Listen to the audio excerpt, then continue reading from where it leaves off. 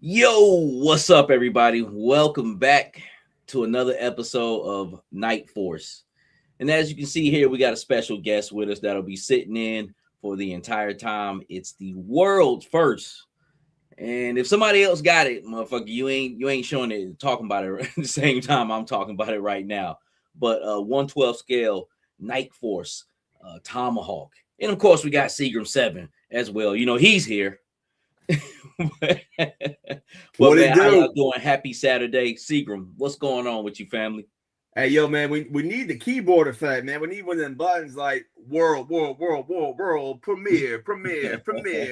That shit is official, man. Look at that. Yeah. Looking good, Mike. I'm jealous.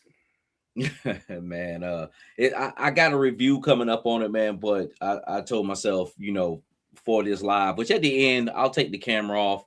We'll go around it and take a look at it. But I got a review coming up for it.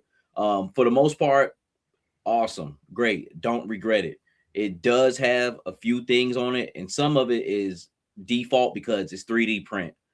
But other than that, man, awesome vehicle. Great custom work on it, man. But I got a whole video coming up. But you know, just had to sit this pretty thing here, man, for this episode. And you know, just, you know, kind of setting the scene here. We got buildings in the background. We got the Tomahawk in front, baby.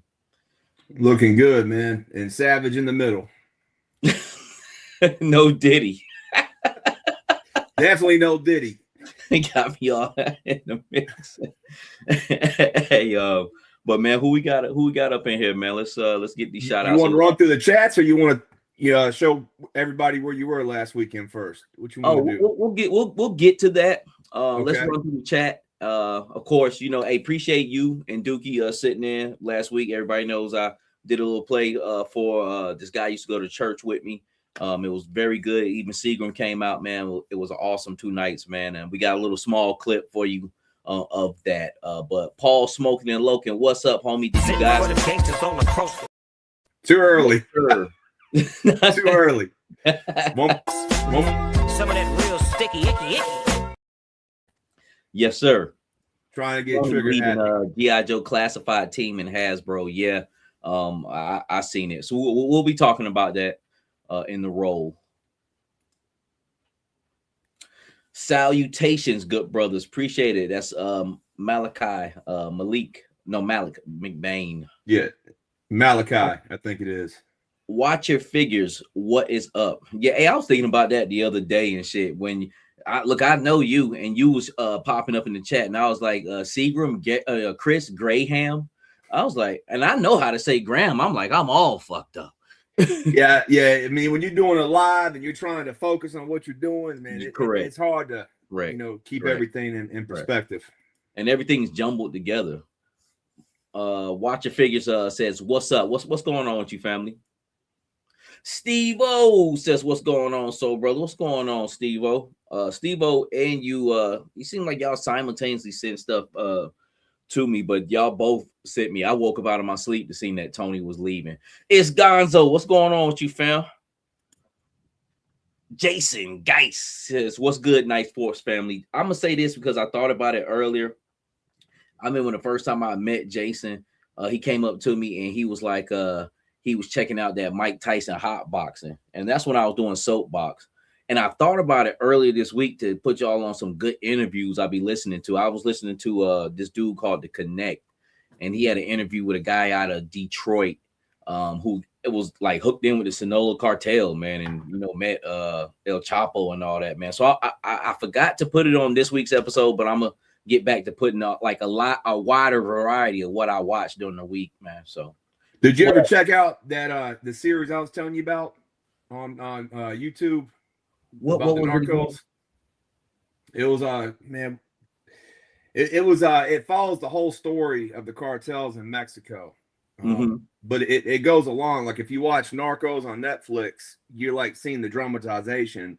But then if you watch the one I sent you, you're like seeing like the real story, like from a reporter's point of view. Send that over to me again, man, because I don't watch both series of Narcos, because like when people be on shows and fast, I really don't do it. I just catch it when I catch it. So I decided to watch it, man. But I didn't know shit about them cartels like that. But now I know the whole story that it was one big cartel, the Guadalajara, and they split all. So I'm interested in it now, man. So send that over, yeah. But King, what's going on, fam? Derek, he says, evening, gents. Hope everybody having a good Saturday. I hope you are as well, man. Thank you. Got the man himself.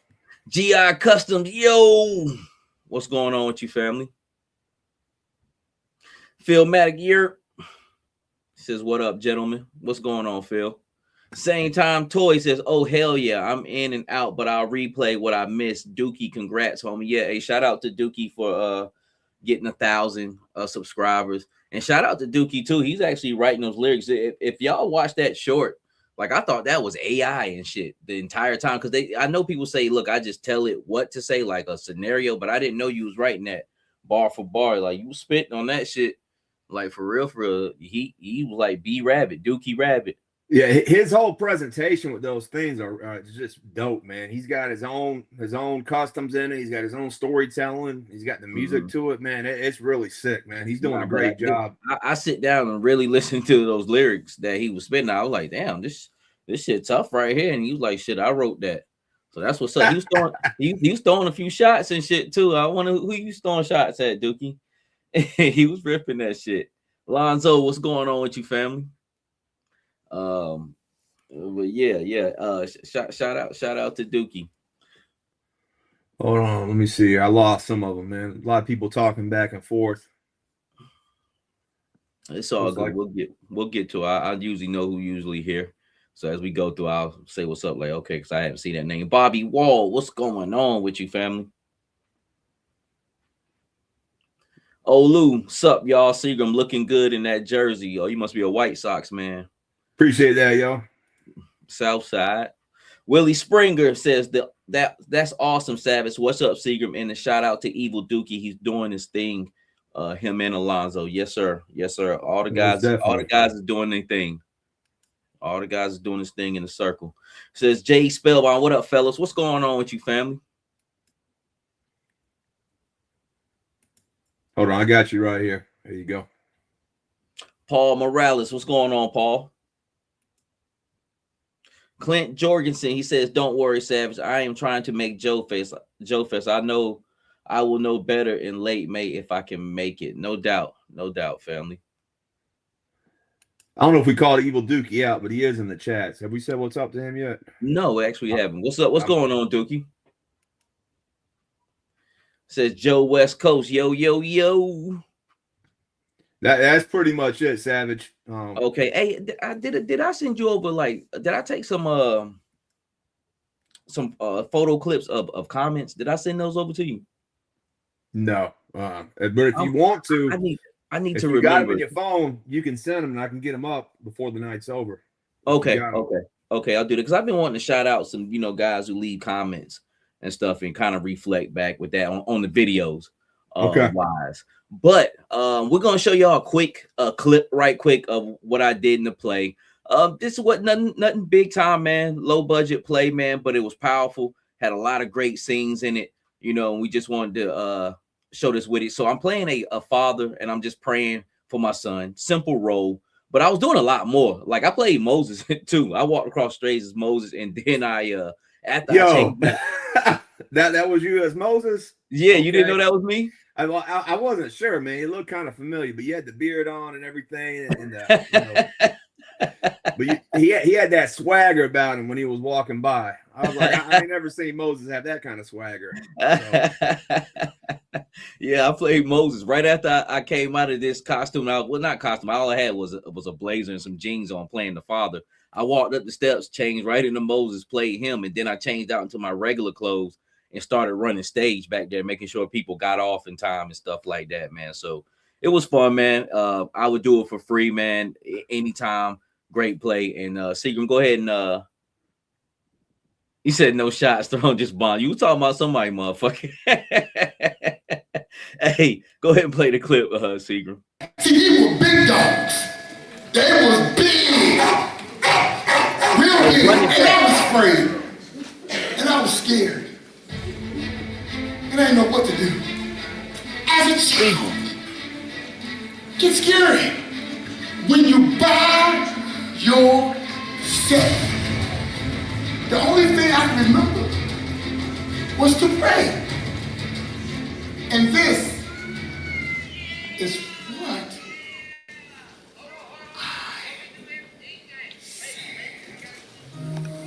Please, God. Please, fill my heart with hope and courage. Is what he said. Father God, I want to thank you for your mercy and your grace. Lord, you kept my family together through the ups and also the downs. My wife left me to raise my son here all alone. And God has been rough, but you are my rock. I want to pray for my son right now. I want to pray that you keep your heavenly angels around him at all times, God. Protect him from bullies. Protect him from harm. Protect him from the predators of this world. I also want to pray for his teachers and staff members at his school, God. I pray that you stretch their resources to infinity, God. Let them know what they do matters. Because we all know teachers do far more than what they get paid to do. That's why they're on strike now. But most importantly, God, I want you to instill in my son that he's a champion for you. And to always follow his dreams. Amen. Love you, son. I'll see you later. And there were times when my father couldn't watch me. Is that it? Yeah, that's it. Was these dogs. Yeah, that was some I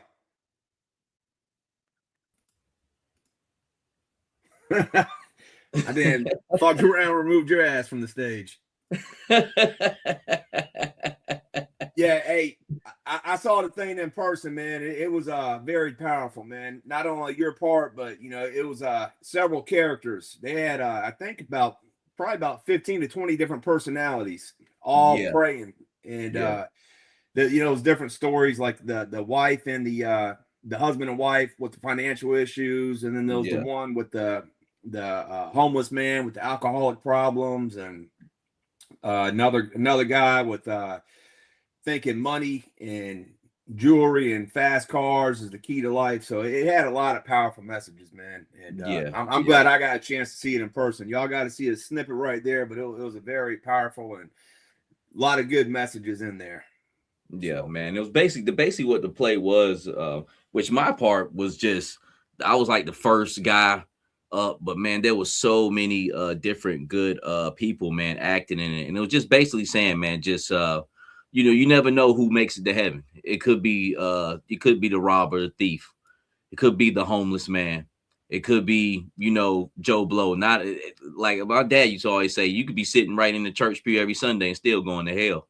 You know what I'm saying? So just really having a good relationship with God and trying to do the right thing, man. But for the most part, man, it had something for everybody. Great play. I was glad to do it, man. And I appreciate you for coming out, man. And thank you guys for watching that clip. But we're going to move on because we're here to talk about action figures. So we got some different things coming up as far as news this week, as far as toy photos, as far as customs, kit bashes, man. And we're going to go through it, Seagram. So let's get the roll going. Let's get this party started. We got another person in the building. We got Panther 39. Oh, LJ Panther, what's going on with you? Night Force fan, what it do? What it do? All right, well, this just was a picture. Looking good, man. I like them shoes, bro. That's business casual. Looking like a professor. All right, so G.I. Joe Classified Elite, which is a group that I'm in and a lot of you guys are in, says first Lenny, then Tony, now this. Hasbro joins Boss Fight. Yep, the whole crew has went over there. Man, but to me, it doesn't make a difference either. If the brand's gonna go on and do good, it's gonna go on and do good. We'll see. But that picture right there, I thought he died.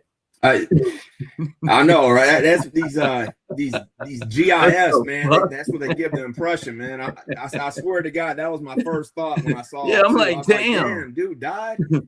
In the arms of an angel.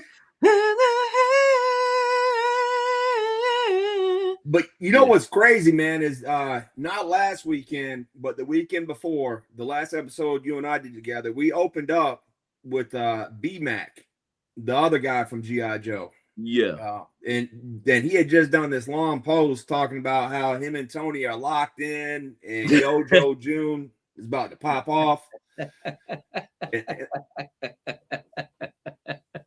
I mean, Tony knew right then, like, damn, this dude just wrote all this information and I'm about to put in my notice next week. Look, we locked in, we ready, we twins, we ready to do our thing. And motherfucker, this is corporate America. I'm out the back door. They played themselves with that one, man. But yeah, you got a helicopter up there and shit, an American flag. This motherfucker that got killed. He's a KIA. This motherfucker got killed in action. But honestly, so what are your thoughts on this though, Savage? The man, like I just said, if the line is gonna thrive, it's gonna thrive. If not, we're gonna see. I don't know. It's up in the air. The biggest thing was with Lenny leaving because he had kind of creative direction. So, this dude right here, he just, he's a part of it. He just, rolls along with the team. But Lenny was the driving force of that, even though he has but so much power. So it was going to be a toss up anyway. So, shit, everybody else gone. I might as well leave too. Well, what's crazy though is when we did have the fan streams and the Yo-Joe June, these were the faces that we were used to seeing. Mm-hmm. And so G.I. Joe Forever on Instagram, they posted this and it said, now that G.I. Joe Hasbro has lost Lenny and Tony, lead designers on the G.I. Joe Classified team, what does this mean for Classified and Yo-Joe June? So that is a good point, man. Yo-Joe June is right around the corner, and two of the personalities that are on the presentation every week are gone, man. So yeah. Do you think they might cut back on what they had planned? I mean, not as far as pre-orders, but as far as like the presenting and the fan streams. That's definitely going to be affected, don't you think? To me, man, like I haven't really cared too much about the lives in the past 2 years, and for me, it's about the product. Saying like the presenters, okay, I feel you. You know what I'm saying? They were all cool, or whatnot, but if that product banging, that's the only thing I'm worried. I mean, I care about. And the ones I most enjoyed was when the Hiss was announced and the Rattler, but that was all about the product. It really wasn't about them. To be honest, that's just how I feel. I really care if I see them or not. You know what I'm saying? I ain't trying to be an asshole. That's just, that's just where I come from with it, man. So, well, one thing about it though, bro, is you could definitely tell they were Joe fans. Yeah, like, you could tell Lenny grew up collecting G.I. Joe. And that goes back to, what I'm telling you, like Lenny was the driving force. So it's about to be a toss up anyway. So on my end, if they show up with some shit and that product ain't hitting like I need to be, then they get 2 zeros. You know what I'm saying? So it's we got some comments. Let's catch up some of these comments real quick. Sab, you see Bobby, you got it? Yeah, it says the only thing that's really going to stop this line right now is the pricing. Yeah, I mean, it's getting up there, but the product's good enough. It'll make some people, still come out the pocket, but I definitely feel you on that, Bobby. Kitchenman says, I am fine with them leaving. Get some new blood, and plus we win when the competition between brands and companies. Correct. It's just a toss-up. Times is changing. Philmatic. I hope that means Boss Fight is going to give us some fire. Far as Boss Fight, I've never really brought anything from them. They have to get a line that interests me enough to even deal with them, to be quite honest with you. But I think they straight though.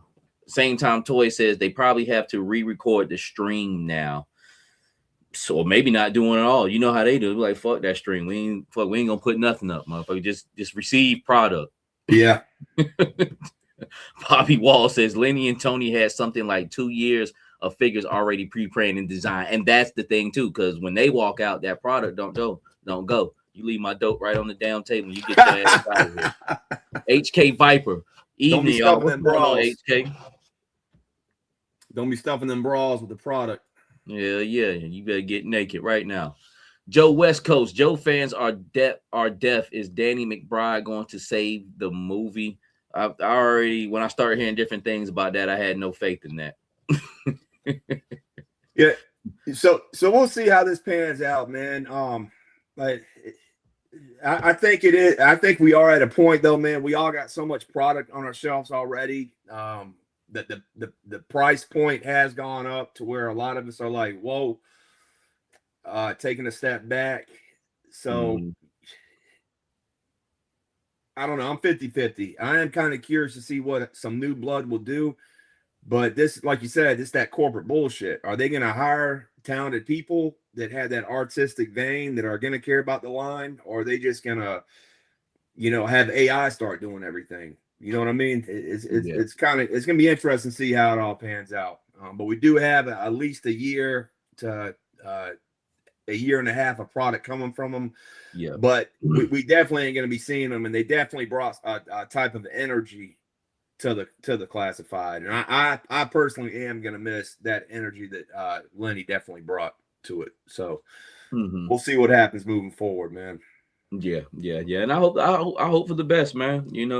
Other than that, I'm kind of in my own zone anyway. I'm just stacking parts and pieces so I can have fun whatever happens. You know what I'm saying? Like, it doesn't matter. Okay, so Valverse. Now we got some primetime action here. The World War II line. I've been seeing little buzzes of that. I think they're supposed to be at their show, the DFW. That's when these guys are going to be unveiled. I believe the whole line, they said, right? Right. That's what the word is. Yes, sir. Yeah. So dope. I can't wait. The more different aspects because the black is out. That's a great line. Doesn't look like I might gravitate to all of those figures in that, but then I'll gravitate to some of this, man. So like I said before, months back, it's good for them to get something new and fresh in, even though it's still Valverse Action Force ish type stuff. You're going kind of in a different direction because them same old troopers and little characters getting beat. I've got plenty of Valverse, but I'm not appealed too much to keep buying that same shit just in different waves. So this is something new, something fresh, and something that's needed too. World War II, one of my favorite wars, a motorized war, fought on different fronts, and nobody is really capitalized on that. So good lane to run down to. This over here looks like a crate with some missile me or some bombs in it, man. So we'll see what's up with that. I like what he's doing with the hands. You know, we've already gotten some figures with the smoking effect, but I like how he's got the Zippo lighter in his left hand. That's a cool little effect right there, man. Yeah, nothing like a Zippo. They hell to keep up with though and maintain. I used to try to pack a Zippo in my 20s, you know, just because light up my cigarettes and stuff like that. But hey, there's people that collect Zippos like we collect GI Joes, man. Oh yeah, because they're cool. They're cool. You know what I'm saying? I always try to get one with a decent graphic on it. All right, let's move on. We Dookie and I kind of covered this last week, but we didn't have the images. Yes. This is the Ramen Van Channel 6 April, which is cool. And then that's the actual ramen piece. Yeah, so it's gonna come with a satellite dish and a whole bunch of stuff on top. And so that's why I say it pays to wait sometimes. Not even just wait for clearance, just fucking wait. You know what I'm saying? And look, I'll never be the one to tell anybody what to do, but that's just how I kind of play it, because even with the racers, I wanted another black metal, but I didn't get a chance to get it. But I wasn't going to jump the gun and go to eBay and do something crazy like that. But if you want to, go ahead, because the black metal is dope.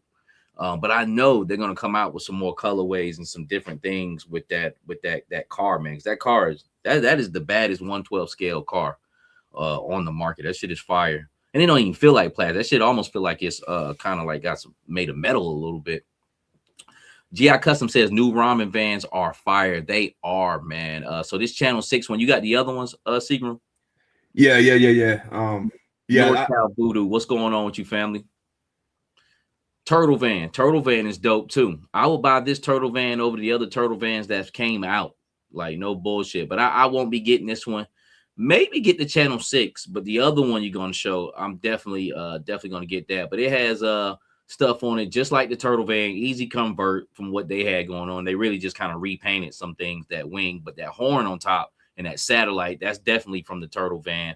Looks like they added a ladder, and looks like the side mirrors are turtle shells. They definitely added that, or is that the side mirrors just with a turtle shell paint on it? Either or, still dope.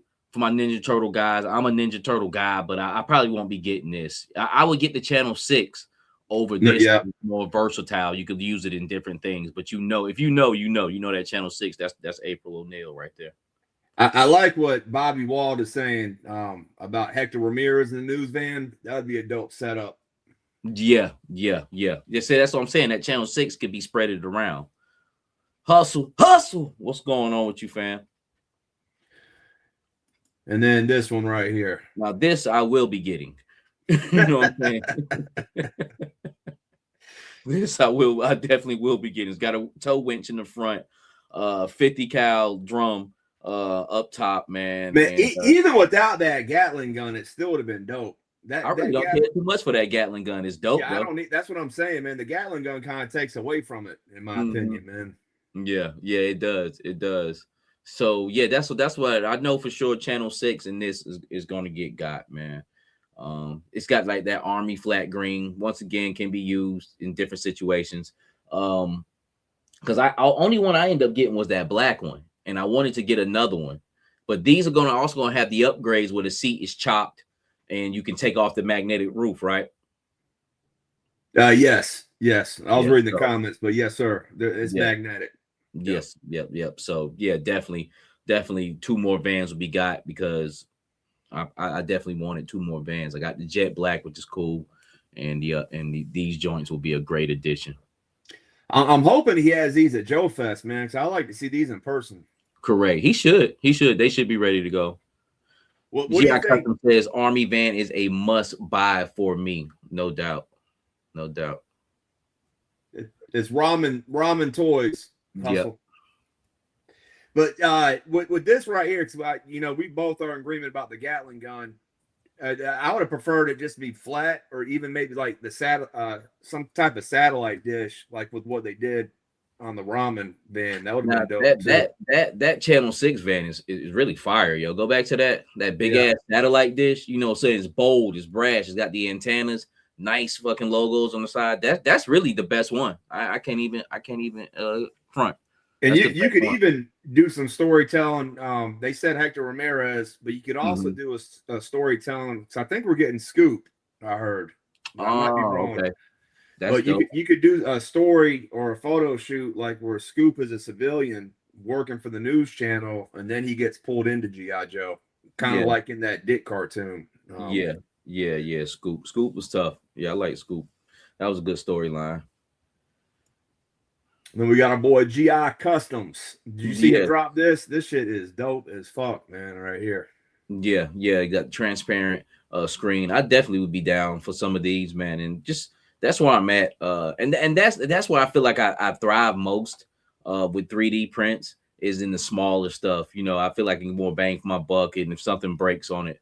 Because like I say, even with this copter, it is great, but I would really love it in plastic.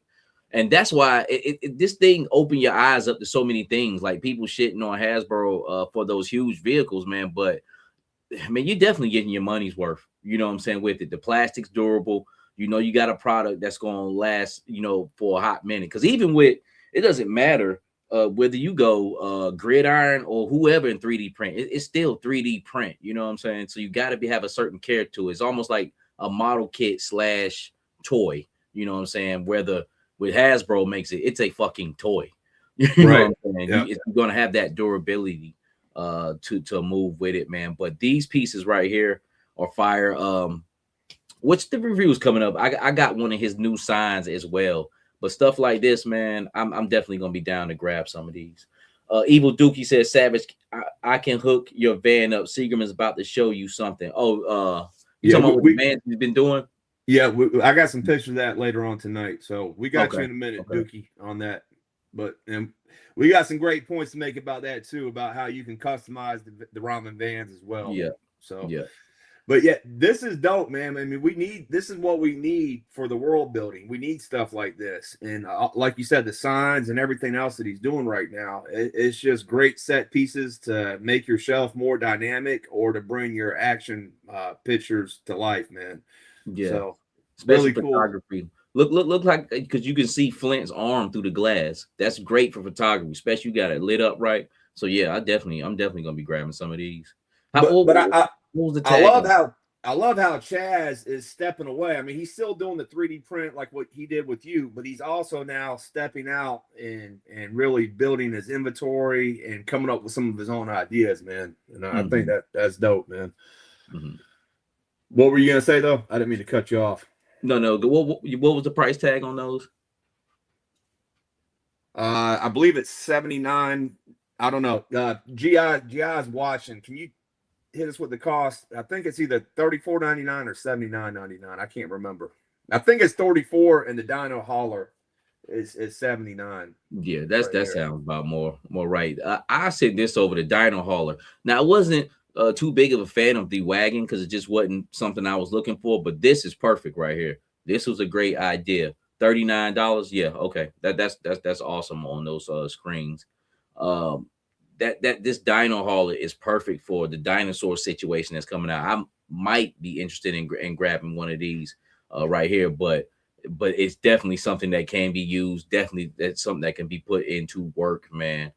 So great idea on this, Chaz. So if you guys are wondering about what the Dino Hauler, yep, $79 up at GI Customs. So especially in light of what's been going on, I got a lot of dinosaurs, so I don't know. We'll see in the future. We'll see in the future if I might grab that one, man. But awesome idea. And these are the signs, Savage. We talked about these last week. I've seen that. I definitely got to grab one of them too. And I went to order them, and I saw you could customize and request your own sign. So I sent them a sign of our Fort Bragg, which is our local military base here in Fayetteville, where Savage and I live. So this is a sign me and Mike pass by several times a week, and now Chaz has brought it to life. I got one come to me, and he's also got it on his website, so you can actually buy this sign on his website. And if you don't like my Fort Bragg sign, you can have him make your own sign. So hit him up and see what you can come up with. Yeah, that's dope. That's dope. I'm definitely grabbing one of them. I seen it in the past couple of days. Sent this over right here too, man. Like, I can't wait till this guy come out. This is T-Hawk from the Jada Street Fighter line. He's up for pre-order now, man. But definitely one of the ones I've been waiting on. And when it comes to Jada and the Street Fighter line, people have been kind of trying to shit on him because Storm Collectibles, man, but it's really one and the same. But Jada been doing that thing, yo. Like, this dude right here is fire. And I could just see him in a picture with Spirit, you know what I'm saying? And he is actually one that doesn't look so spritey, because Jada has did it down to the T of how they look in the game. But this one right here, he looks good. You can blend him in with some other things going on, man. So T-Hawk is up for pre-order right now. $34 too for that big ass deluxe figure, man. And plenty of articulation. And you know Jada, they're gonna come with good effects with him as well, man. But he's gonna be a big boy. So how many figures deep are they now in this line? This is something I don't collect, but I know they almost have the whole roster. I forgot who was left. It's only like 2 people left, I believe. I believe it was T-Hawk. And damn, who they ain't got? But they probably, I forgot. But it wasn't but so many characters. I think like 16 characters or some shit like that. Maybe more. Yeah, correct me if I'm wrong. I think in Zangief, T-Hawk and Zangief. Hustle is saying something. Yeah. So Hustle says, fam, the Storm Collectibles T-Hawk been out a while now, but the Jada version at 34. Yeah. Now you talking about, see, Storm Collectibles has 2 different lines of Street Fighter. They say there's a 1/12 scale, but the shit is a little bit bigger. But this, I'm talking about the arena version. They don't have a T-Hawk yet. And sometimes with the line you talking about, Hustle, like my Zangief, I got the Storm Collectibles Zangief that came out a couple of years ago. I actually like that he's huge and hulking and over my 1/12 scale figures like Hulk. So I use him in my 1/12 scale line. But I'll see if I'll get him from Jada. But T-Hawk I'm definitely getting. And I wanted to get that other Storm Collectibles E Honda, man. All right.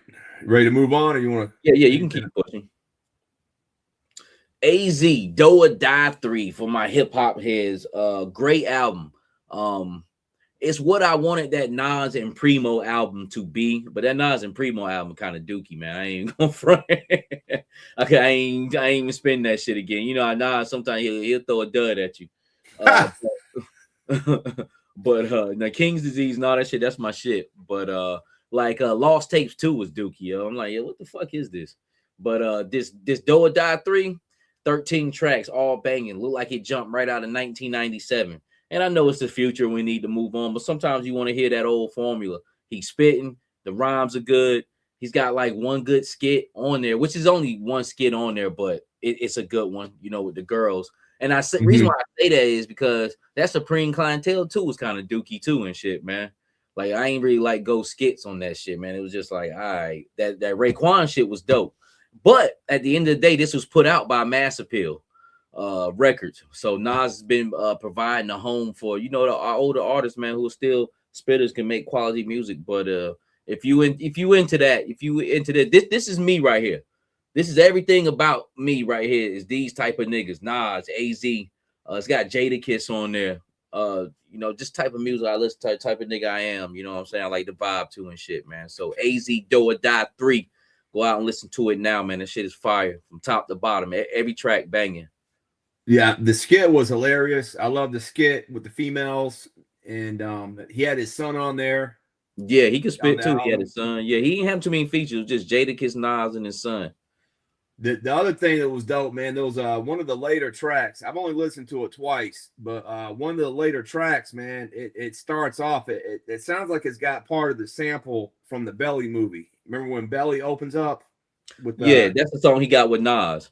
Yeah, that was my favorite track on there, man. Yeah, that shit. All right, man. This is dope though. AZ, my dude. AZ, Nas, and Raekwon. I've never seen them wear a bad album. Wear a bad outfit in my entire life. They never came or did something corny. Like, yo, that one for corny right there. What the fuck is he doing? Yo? They've never ever. I've never them the coolest niggas on planet Earth, man. King NYC says AZ is so fire, doesn't get enough credit. He just debuted. He just debuted in a tough spot between Jay and Nas. Yeah, but you know that's his style though. AZ on the low nigga. He don't really care about that. He just happy to be in the game. Yeah, you know, and like Core Mega. Yeah. Gun Bunny, what's going on with you, family? Well, yeah, AZ that dude, man. So y'all check that out. All right, you can move. Hustle's talking about Guess Jeans and Wallaby Clark. Hey, I still wear Wallabies. To be quite honest with you, I'm about to buy a pair soon here, another pair. So we got looks like Evil. Is this Evil Dookie? No, this is actually we showed him some of his stuff. This is a guy named Cameron Hawkins, and he's in a lot of the GI Joe Facebook groups. And these are some Big Bad Workshop customs that he's done. A lot of kit bashing, but the one on the left with the guy in the boonie, that's his paint. He's a real good painter, man. With his he does a lot of good camo work. But I wanted to start highlighting some of his stuff because he's been doing some stuff with our boy Lonzo, and he was inspired by Lonzo to make his own outfit of maroons. So yeah, Lonzo's talked to me about this guy before.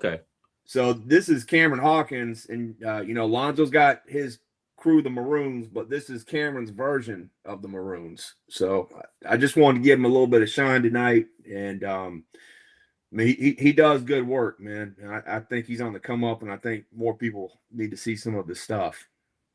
So nice. Yeah, that looks dope. I've seen that picture before.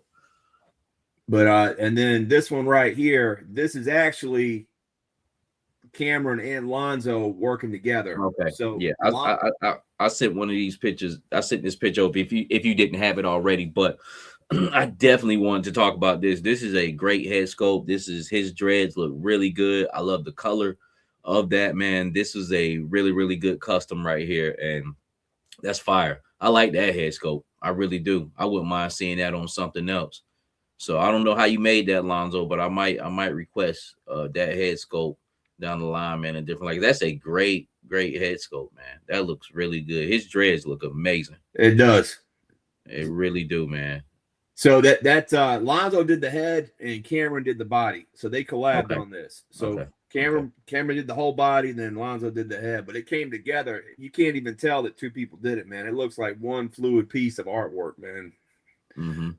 Yeah, that head sculpt is fire, man. I told Lonzo, man, his head sculpts are sharper, and Lonzo does great work. And not saying we all never have room to get better, but it's stepped up a level. They're sharper, they're more on point. He did it. I seen one head sculpt look just like the damn dude. LJ Panther says Cameron is definitely on point with his maroons, but shout out to Cameron, shout out to Lonzo, man. Shout out to guys who got some really above this earth type skill, man, and they definitely need their praise, man. They definitely need to be put in the light more and more. Philmatic says AZ has the greatest guest verse 2 on Life's a Bitch. Yeah, no doubt. That was his first verse he ever spit. Not first verse he ever spit, but his first time ever on an album. This one was good too. I really like this right here. Looks like she got the Action Marine legs. I always notice that. It looks like Lady J upper body too, but her head sculpt once again, man, done better than a toy company. A toy company ain't got that time and kinder and care to put the different colors in her dreads, or he actually just to figure out each single one, and design it or whatnot. Which I know Alonzo sculpt, and I know some of it's already there as well, man. But just overall figure put together, off the charts, man. Does she? I wonder does she have a line of boots? No, I don't think so. Go ahead. I'm sorry. I was just gonna say, man, just the whole thing, like what Lonzo's doing with his stuff, and the same thing with Dookie. They're not only making customs, but they're building out their whole world, one figure and one piece at a time. And just like what you're doing with your stuff, man. It's great storytelling, man, and I love it, man. And his head sculpts, ever since that they've always been dope, but he's gotten so much better since he's implemented some newer technology, man. Yeah. And this shit is fire, man. But yeah, like I do my little shit, man. But I damn sure ain't on the level of this, which we always can get better and get there as far as myself, man. But this is top notch. This is top notch right here. And Lonzo's been busy this week, man. He's been putting in work. He sent over about 8 of them today. Yeah. I was like, damn, you did all this week, man. In. I don't even have time to go in my toy room. He's over here building shit left and right, man. enjoying That's what I'm life. saying. Like the far, especially far as the painting and having to do what you have to do, man. It takes a lot of work into that, man, to bang him out like that. But you know, he's a highly skilled man doing a highly skilled job. Ken Shelton, what's going on? He says Savage and Seagram, what's up, bros? What up, though? Everybody, what's hood? What's hood with your family, boy? So I was asking Lonzo about this because the pictures came in separately. But, you know, I saw the male first and then I saw the female. In the female picture, you see the same dude in the background. So this is actually a married couple that he did this for. So this is husband and wife right here. Okay. Which I thought was pretty cool, man. You know, the husband and wife getting figures made of each other. And I think that's cool. Wife supporting the husband's hobby. You know, I like that, man. Yeah. I like this one right here. This is the what's this crazy motherfucking name? The Terrifier. I don't even know what this shit is. I saw it and I didn't know what it was. Yeah, man, this crazy ass movie. It reminds you of a character on House of a Thousand Corpses when you sitting up watching it, like, yo, should I be watching this wild shit? Because this is just a little bit just too wild for me. You know what I'm saying? But the dude is a Terrifier. The first movie is crazy. I ain't watched the other ones, but he did a great paint job on that, man, and putting that on. So that's dope. That's always cool to implement those different genres and elements and, you know, make them clash and combine, man. So you can check it out. I think it'd be on Amazon. You'll see once you get a look at that crazy shit, you'll be like, man, I don't even know if I want to sit up and watch that no more. I like how he used Alpine. That's Alpine stuff, right? The carabinas on there. Yes, yep. Which is a great web gear. Man, to, you know, just add some filler, you know, to your figure. But Alpine has great parts and pieces. It's a weird thing. Like I like the way he looks, but he's okay, you know what I'm saying? But once you start breaking his parts away and sending them different directions, man, they work out well almost with anybody. Toyamic Trey, what's going on with you, family? But when I saw that, man, I was like, I don't know who this is, but I can see a crazy motherfucker like this walking around and using the carabinas to fuck somebody up, man. Yeah, he's crazy as hell, yeah. Yes, Leatherface, yep. So I seen that one. Looks like Flint's body. Yes, yep. Freddie was, yeah, that was a good one. I like the way that one came out right there. Great head sculpt once again, as far as technique and sculpting on it, man. Looks like he has not Stalker's upper body, but one of the green shirts upper body. No, that's that new figure, that legacy figure. Yes. What it is. Yep. But you know, man, it still might be that Stalker Snake Eyes, man. You're absolutely correct. It is originally Stalker. Yes. But the way it is here, it's from that fucking torso gets around. It's a great torso though. But let me see what Willie says. A Savage, you know, you want to Tony for the Oscars award-winning performance. Alonzo is on point. I need to get in touch with him. Okay, Willie. But yeah, all you gotta do is hit him up on Facebook or hit him up in the Lonzo, if you in the chat, you know, toss that on. But he's on Facebook, Lonzo Wilkinson. Zoe has 34 hours in his day, no doubt. Add an extra 10. That Freddy was dope. This is the dude I said right here. This face scope is on point.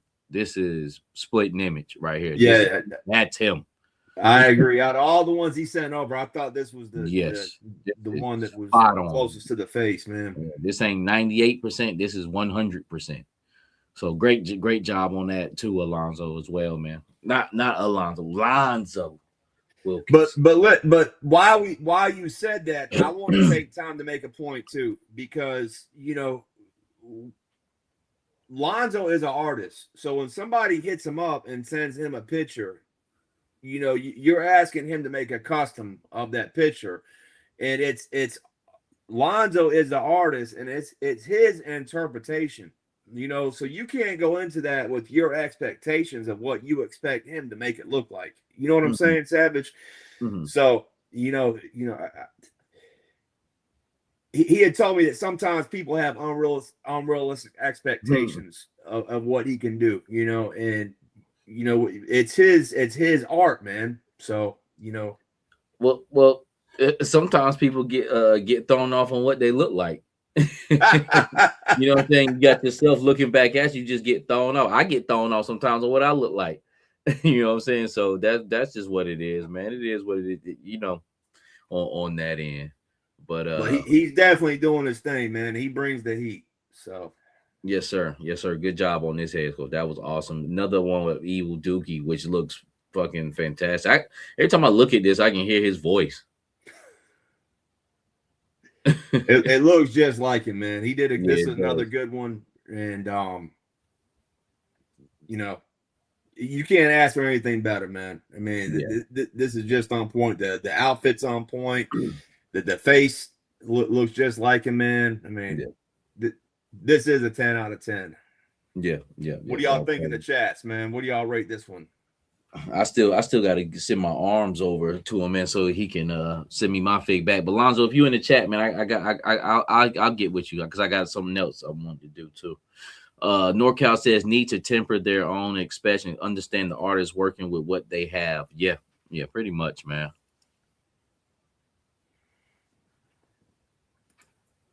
So speaking of Dookie, for all y'all who watch his show and ours, his channel just hit 1,000 subscribers today. So congratulations to Dookie on that. And give an applause for that.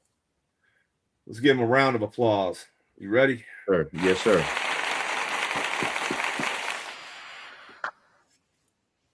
Appreciate that, Duke, man. Yeah, keep doing your thing, man.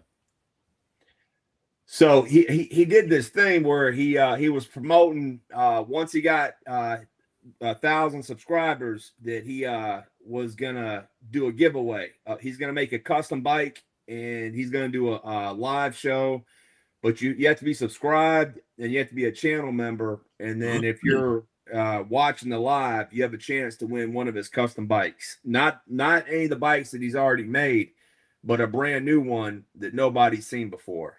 So, nice. I'm definitely gonna try and enter in that, Dookie. I hope you don't try to block me from winning, because I'm gonna definitely try to get my hands on that joker.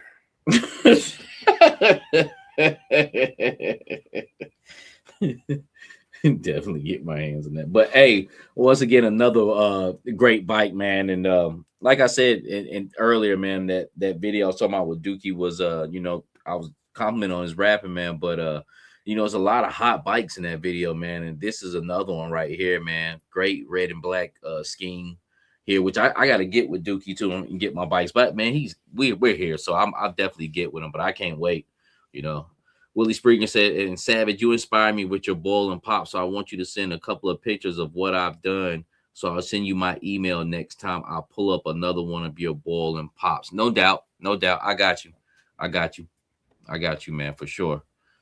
You said that's a bad, yeah. Man, he got a lot of badass bikes, man. This shit is fire, man. This shit is fire, yo. Like, so like his last few ones, man, it started with the white. He had a white and black one. He had a yellow one.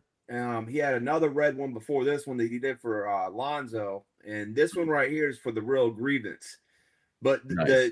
They're really having. They almost look like the way he's got that gloss on them. It almost looks like a real bike that you see on the street, man. Yeah. No, it's totally getting that vibe, you know, especially when they're all together, all different identities, you know, all different bikes, man. You know, I mean, this even when you got the Marvel Legends bikes, like I got 6 of those original Punisher bikes, the all black ones, and they just lined up together just like that. That shit is sick. So to have all different custom ones, forget about it, yo. This shit, everything fire, yo. Like I said, that's where it's at with him, yo. He can't be beat, you know, as far as those custom bikes, man, on here. I mean, he's really like the only one that's doing it. He's the only one doing it that I know of. Or at this level. I mean, he's like 20 deep now, and not and they're all different, man. They're not one looks like the other one, man. They're all have their own identity, man. So there might be a couple people that have done some bikes, but not like what he's doing it, man. So yeah, he's making it his lane, man. And hey, I keep pounding them out because they looking good. So whoever ends up with that giveaway, man, you're gonna end up with a gem. But don't sit around and just wait for a handout, man. Hit my man up. He's selling these bikes now. You can get you a custom of anything you want. Hit him up, man. You'll be happy. Did he send you this picture this week? What you got some more? This is the chameleon. This is all I got for now because it's a top secret build he's doing. Okay, yeah, I'm about to say I know what you're talking about, but I thought maybe you had some more stuff. So nah, this that should be interesting. That should be interesting. So I'll let him do his thing on that. But yeah, I seen what's going on though. Yeah, it's top secret, but if y'all know what Dookie does and you know what this is, you can imagine what's coming next. And I can't wait to see what he does with it. It's going to be official for sure. But this is the last picture I got for Dookie, and this is his ramen van, and this was the Raider. And on the last 2 episodes of his show that he does with Turk Murphy, they've been customizing their ramen vans. Mm-hmm. But it goes to show you, ramen has some really dope shit coming out. But if you got the time and the creativity, you can do a lot of shit yourself at home in the living room. Yes. Yep. Put the time in and get it. So you basically got a removable roof, drop the seats on it, which, there's all stuff. If you can just take a little time to do, you definitely can get done. Because, far as what Ramen did, they should have did it from the get-go. But I guess they didn't know. Things happen. Trial and error. Yeah, trial and error, basically, man. But this has, like you said, it's got the he took the roof off. It's removable. He lowered the seats. On the inside, he's got like a panel wall with a bunch of tools on it. Yeah, that was dope. He's got the divide like behind the back seat. You know how it keeps it separated from the drivers and the cargo. Yeah. Like more like for like a utility. Yes, sir. That's the word. Yeah. And then, like you're saying right here, that the tires on the fat tires in the back, those are the Stinger tires. Yes, I did see that was dope too. That's definitely I wouldn't mind having all 4 tires like that. You know what I'm saying? Like that rugged type van. You know what I'm saying? Because I think it would pop. He's saying that he wanted to look more like vans back in the day, but I agree. I think I think he should go ahead and put them all 4 fat like that. I think it'd sit really good, man. Because when they make those vans, man, those type of utility, they really go for trucks, vans, or anything in the servicing. You're really just switching out different things onto the chassis. Like that's pretty much a Chevy Econoline 3500 or 2500 or 1500. You know what I'm saying? Which switches over to their trucks, the 15, 25, 3500. Ton or whatnot, man. So awesome, man. That's dope. And the Stinger tires putting on that, I wouldn't even thought of that, man. It looks good though. That Stinger tire looks real good. It looks good like that too, like staggered tires in the back and shit. Motherfuckers ride it like that. But me, I would love to do all 4 all the way around. Says John Battle says my Dreadnought Swamp Skier came with 3 right skis. I'm waiting on Hasbro. I've been seeing that. It's been coming with some fucked up skis and shit, man. I like old girl, man. I'll probably wait around a little bit for her. What was the 2 ones that just came out? It was her and who else? Yeah, so we got Professor Rockclaw, Zanya, and then the Ramp Rats just came in. I think I'll probably jump on Rockclaw if I seen him. If I seen him in the wild, I'll probably jump on him. Bro, I'm loving Zanya just as a figure. I could care. I'm glad I got the chameleon, but just her as a figure herself, man, she's dope, man. Yeah, she's well made. I do want her. Definitely. Oh wait, hold on. We got some comments. You got that? Yeah. Hustle said all 4 fat tires will be Chevy Express van vibes. Yeah, no doubt. It says Malik says the van is a beast. Great work, Dookie. LJ Panther says, I want to talk to Turk about an RC chassis for this guy. I saw it last night. The build is a beast already. Yes, sir. So, yeah, as far as the chameleon, though, I have heard, like you said, Mike, I've had heard several people say that. but I also heard that the parts are interchangeable, that you might be able to just pop that one piece out and switch it out. So I don't know. I haven't really looked at mine, but I have heard some people say that. What about her? As far as her durability, I've been seeing it come apart on some Well, people. yeah, punks. Yeah, I was thinking that in my head after I said it. I've had my figure is perfect. There's nothing wrong with mine, but I did see on punks where his exploded out the box. But God, damn. All right. He got that magic fingers, man. He made Okay. Zanya explode. But this right here is something I wanted to show last week, but I know Seagram hates stuff like this. So he's like, this motherfucker ain't here. I ain't showing this shit. But this is the Sarge and Mercer 2-pack. It's been going in and out on sale at Amazon. I think $41 is a great price for it. Seagram, blow me up right quick. All right, hold on. I actually got it right here. I end up picking up another one. Hold on, man. Hold on. How do I do this? Just do single, screen, or you can just do yeah, there we go.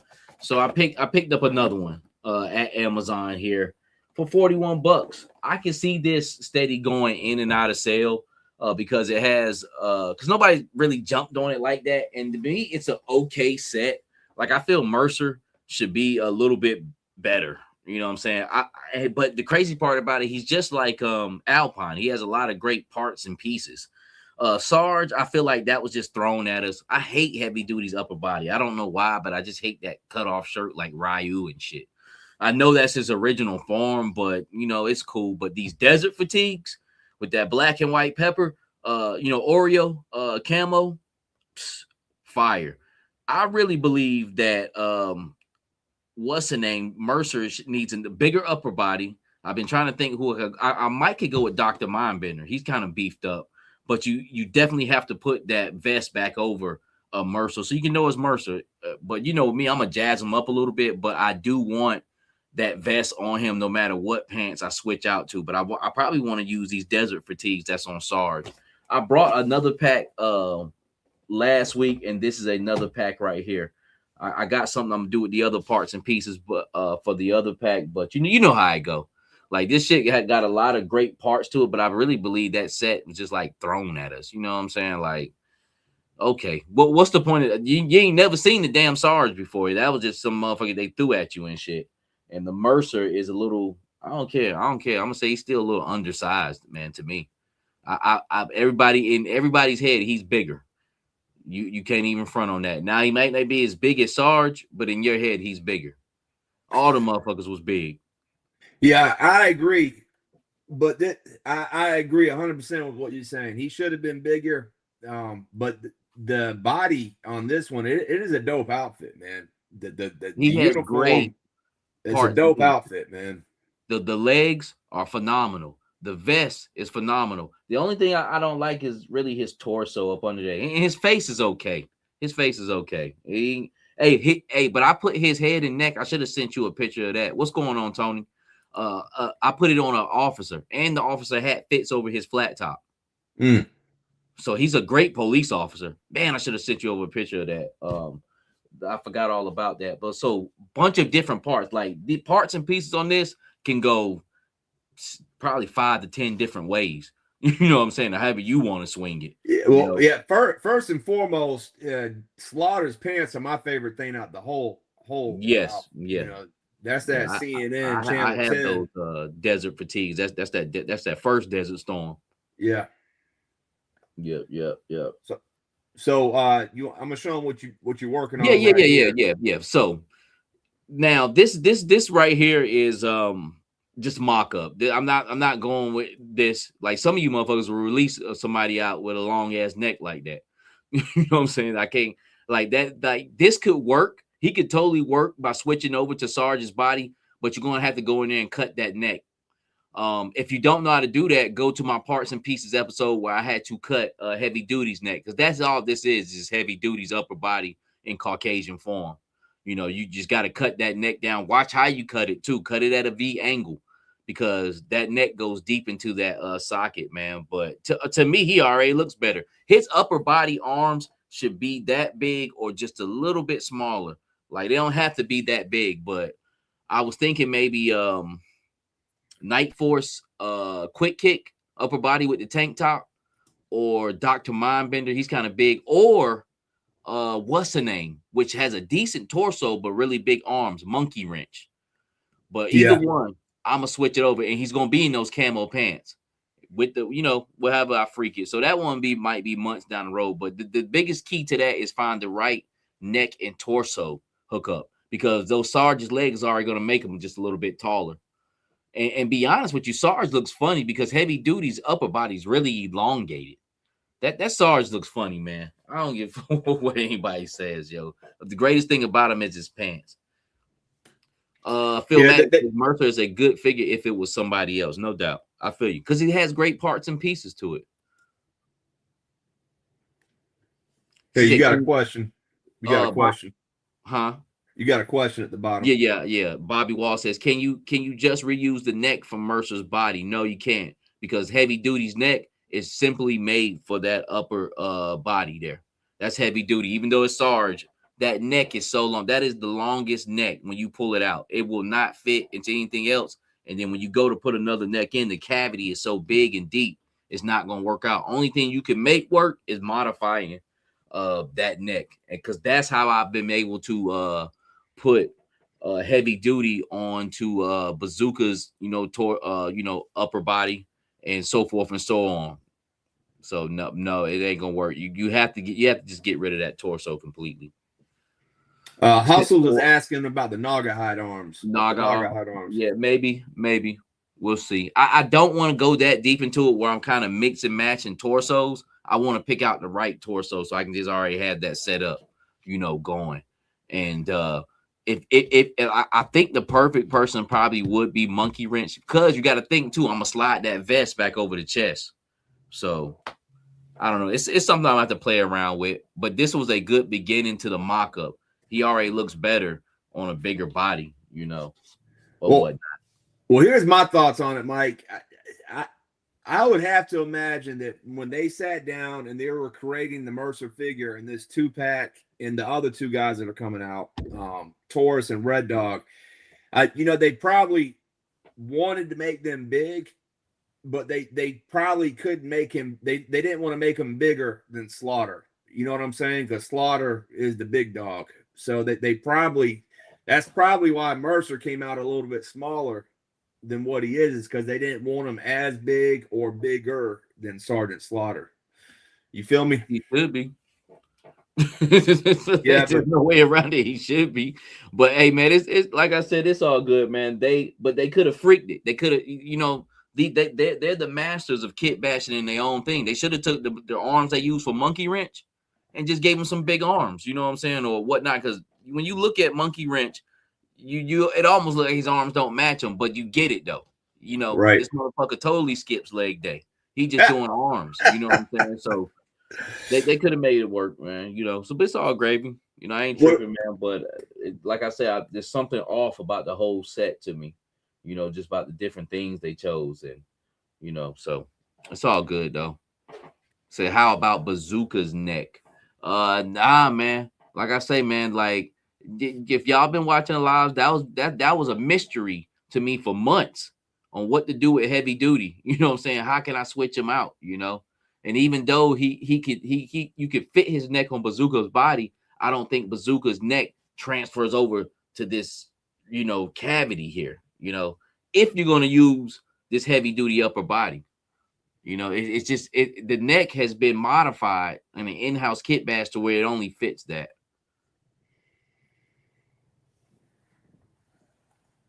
All right. Well, you can move on, man, because we got quite a bit of stuff here. GI Customs. This is from he sent me a few trinkets in with the Nighthawk, and this is one of his gift boxes that he used to have, man. He stopped doing them, man, but I got to get me some more of these.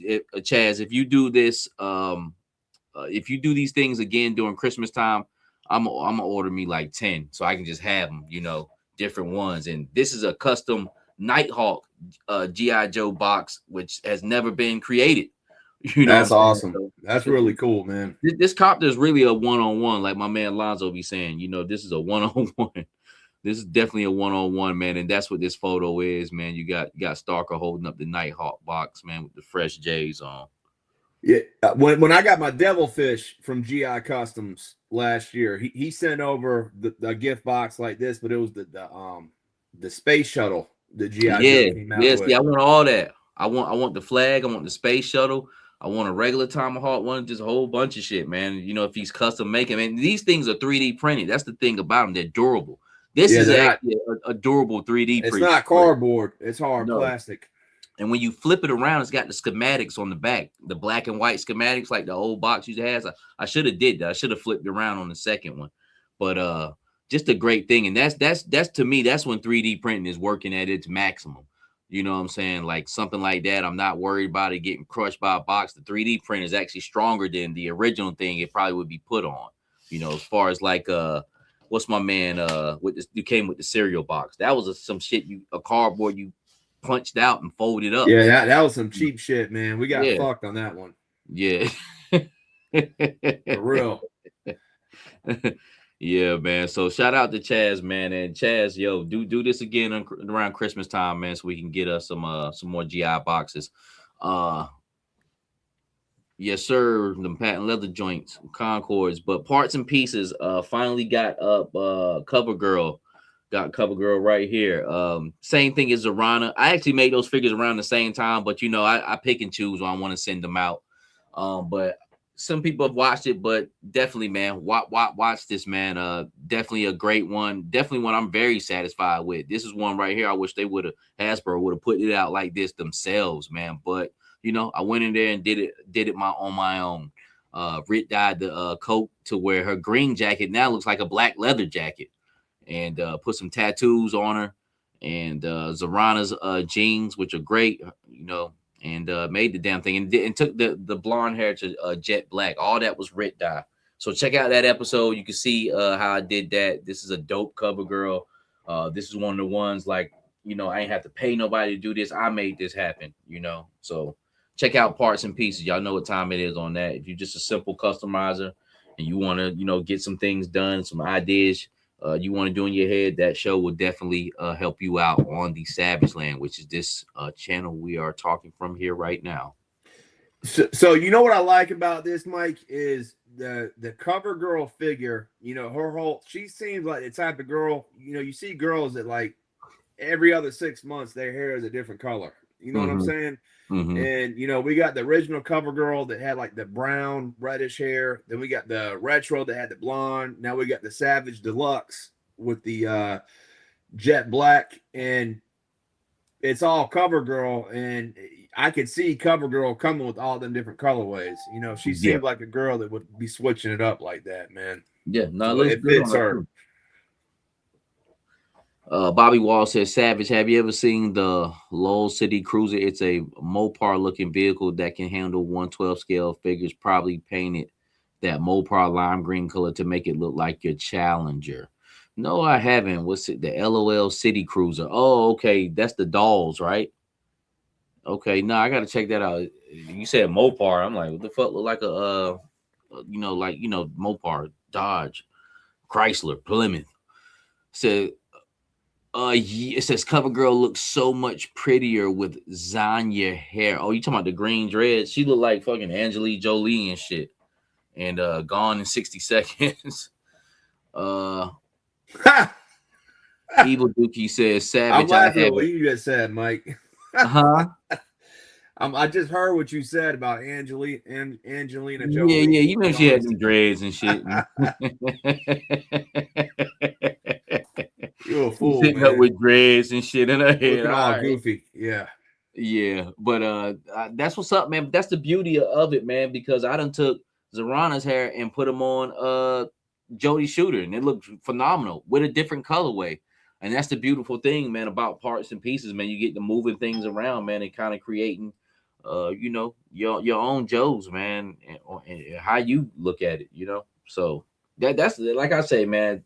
Hopefully G.I. Joe goes on, and that's cool. But I'm stacking Parts and Pieces, man, to have fun with, man, and just create and do different things with, you know, as far as original characters. I got enough shit, more than I thought I would. Got motherfuckers I never even cared about or even knew of, you know. So it's been awesome. And keep doing your thing, man. I love what you're doing, man. It's all ill. Very dope, man. So what's this right here? This is one of your pictures. Yeah, this is a guy named Josh Zurin, and we never showed any of his stuff. This is a Kitbash, but it's the looks like it's a Lifeline in green camouflage. So this is his concept of what Lifeline would look like in a different outfit. And he's got a little bit of everything, man. He's got some classified, he's got some Valverse, he's got the Valverse weapons, he's got that new vest that came with the 10 set. Nice. It looks like he modified the weapon holster and added a knife. But this is that one legacy figure that showed up at Ross's that everybody was finding. The one I love. That's the one that you can put the tennis shoes on, man. And different things, man. Yeah, great parts and pieces, man. That figure is still cheap. If you go to BBTS, they got it up there for $22. I picked up two Marauder Sarges. Big Bad Toy Store have been having Marauder Sarge up there for $19 for the past 4 or 5 months. That is another great figure that comes with different parts and pieces, because it comes with that rucksack as well, which is the best G.I. Joe backpack in the entire fucking line. I don't care. I'm not a backpack guy, but that right there gets the job done. You can put a lot of great stuff in it and use it with a lot of different characters, man. But that Halo Trooper at Big Bad Toy Store is $22. Only problem with this figure right here is ain't Lifeline a pacifist? Yeah.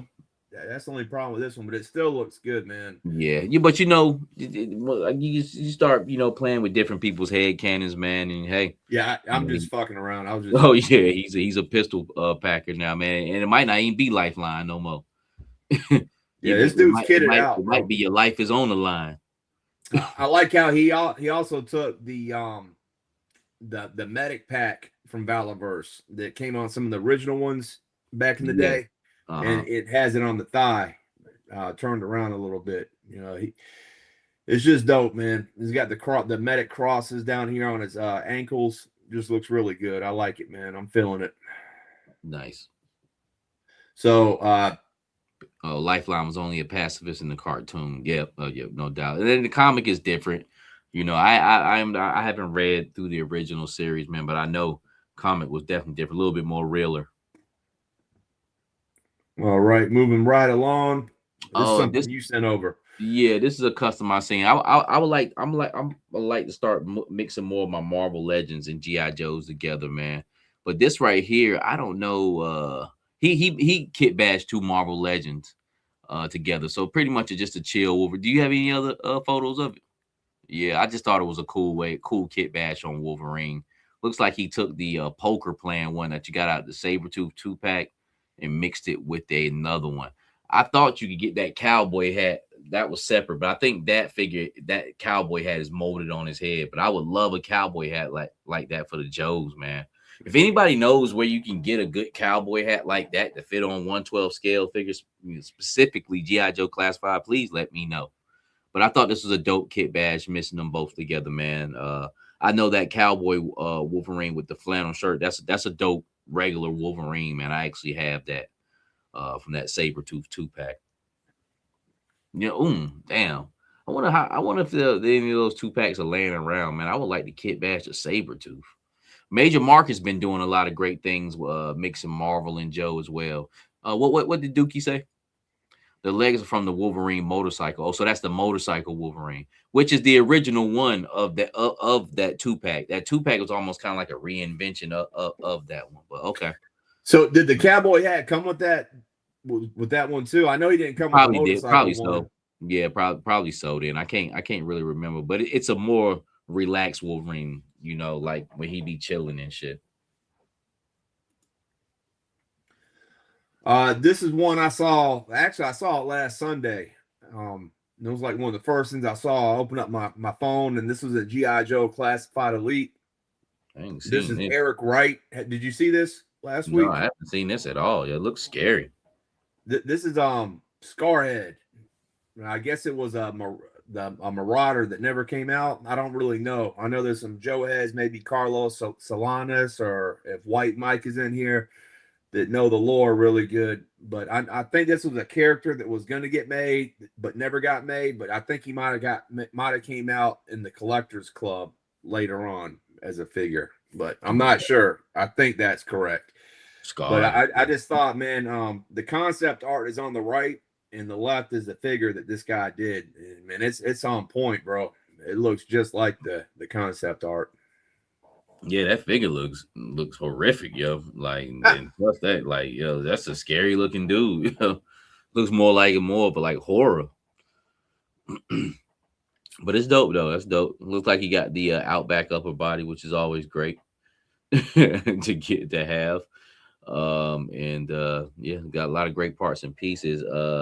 HasLab Wild Bill had just a hat, but mostly you have to modify the hair to make them fit. Yes, also Sundowner will have a cowboy hat. Yeah, like I tried to put that Wild Bill hat on some people who on. I was basically trying to put it on Ricondo's head, and it just didn't work out. No, so I guess they didn't make it. I thought they made it later in the Collectors Club, but I guess they didn't make it. So okay, but we got it now, thanks to Eric Wright. You know me, I always like to put somebody doing some custom paint on some stingers, man. Hey, buy them stingers up, man. Do your thing with them. I want to get a couple more myself, but you know, it's just time and patience waiting. I mean, they're cheap no matter what. You might not be able to find them for 30, but you can find them for 50. If you can't find them for 50, you can find them for 70. But they damn sure gonna be cheaper than $100, man. I just thought this was, you know, pretty cool paint job, man. You know, because they're just so ready and available. You can kind of do that. That was the makeup for the vamp. Like, we're gonna flood the shit out of y'all with these and do whatever you want to them. Sometimes we'll have them just as cheap as figures. And the Stinger's a great 1/12 scale vehicle, man. Great tires, great build out, great customability. We're able to take the engine out. I know every time I customize one, I take the engine out and paint it a color because you can see it through the slits. It just helps it pop. And just different little things you can do, and especially with gridiron, you can just kind of turn it into whatever you want to turn it into, man. So shout out to the Stinger. Yeah, we did, John. We're gonna talk. We already did talk about it. Yeah, we opened up with that, John. That was the first thing we talked about. Yeah, so you know, it is what it is, man. We just gonna see how this thing gonna fold out. At least they did leave some breadcrumbs behind them, man, for a little bit. He says, I got super lucky with those Stingers, 7 at Ross. Oh, nice. And they probably $30. I would have brought them up too. Says Malik says, Savage, have you ever tried putting Naga hides and Ricondo's hats on figs? I mean, Ricondo's hat is straight, you know, but I was looking for a more cowboyish hat than Ricondo, because he has like a jungle fighter hat, like the motherfuckers wearing in Colombia and shit like that. But I want a cowboy hat. Toynomic Trey. What you talking about this guy right here with the Stinger, Trey? Oh, he's from North Carolina too. That's what's up, man. Shout out to him. North Carolina, stand up. All right, now we got a Major Marcus. I'm telling you, bro, Lonzo and Major Marcus, man, they must have been off from work this week, because every time I turned around, they had a custom. Almost every single day they were coming with it. But I don't know who Al Simmons and Joe Armstrong are, but this is his version of Al Simmons and Spawn. Okay, and who's Joe Armstrong? That I don't know. But yeah, Al Simmons is Spawn before he became that. He was basically a CIA agent, or you know, some special, you know, group. Okay. And you know, that's who he was. But no doubt, it looks like he used that Blue Marvel head. I wonder if that's Blue Marvel. I think so, because I used the Blue Marvel head a few years ago. I made a iceberg custom a couple of years ago, and I used the Blue Marvel head for my iceberg. Great head sculpt to use, man. But yeah, the Joe Armstrong, I'm not 100% sure who that is, but dope job, Major. Yeah, he is in North Carolina Underground. I was hanging out with him at the swap last weekend. Okay, that's what's up, man. Tell him to check the show out. We'll probably put some more of his work up. I like the guy on the left, the Dusty. I like the way that uniform looks with the fingerless gloves, and I know Yeah, it's I know those pants are like we've seen them on Chuckles, Stalker, everybody else, but they just pop on him, man. The way the colors I blend gotta together. use some more of my dusty heads. I got a couple of them from some dusties I broke down a long time ago. And then this guy was really fucking cool, man. This is the Black Jesus right here. Looks like Atlas body. Yes. With some overlays on, but that's dope. That's dope. That's a tough figure right there. Yeah, I did. Yeah, I seen that one earlier this week too. That shotgun though, is that a shotgun? Have we gotten that somewhere else? I don't recognize that shotgun, man. That looks like the shotgun like Sarge and them got in this 2-pack I got right here. Or they got something similar like that. But it looks like he's Rit dyed that skin too, man. So, or he's painted it one. Probably more likely be Rit dyed. But he did a good job on it. It's got a different, complexion. It just, it's got a tanned complexion. Yeah, and the bottom, we know the bottom is definitely Atlas, but it has a different feel, man. Even though we know it's Atlas, the blues and browns just have a different vibe to them that look really good, man. Willie Springer, best of Atlas body. I did a couple of them. Nice. Then this was another one Marcus did. Did you see this one earlier this week? No, I actually haven't seen that one. That's pretty dope. So I don't know the background or story on this, but it's got raptors. Is that raptor's bottom with that bird on it? I think. You know what? I'm not 100% sure, but it would seem like Raptor's a figure. He stays cheap that I haven't really picked up like that, man. I got one, but I would like to pick up more of them, man. I need to because he stay cheap. But it looks like something you would see a character like this wearing, Yeah. It goes with them. Very good. It fits it perfect. Yeah, kind of got like a bounty hunter cowboy type thing going. And again, the colors, man. Marcus is probably a dude that can dress his ass off, man, because his colors always look so good, man, on his figures. Yeah, it's always about the layout. I've seen this one right here, jet black snake eyes. Look like he took the red ninja overlays and kind of did some things with them, but it's dope though. Sometimes just jet black, man, is just like I brought some more charcoal. I mean, not charcoal, graphite Rit dye because I know I'm always gonna Rit dye something jet black.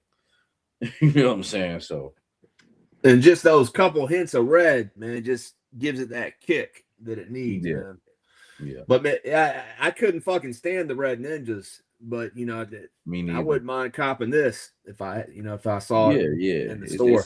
It's a nice thing. They got it's a nice way to lay out those parts and pieces. But yeah, Red Ninja, to me, I was like, boy, I don't even own any Red Ninjas. I didn't buy any of them, man. Only got like 4 or 5. I didn't want too many. Then this is the last one I got for Major Marcus.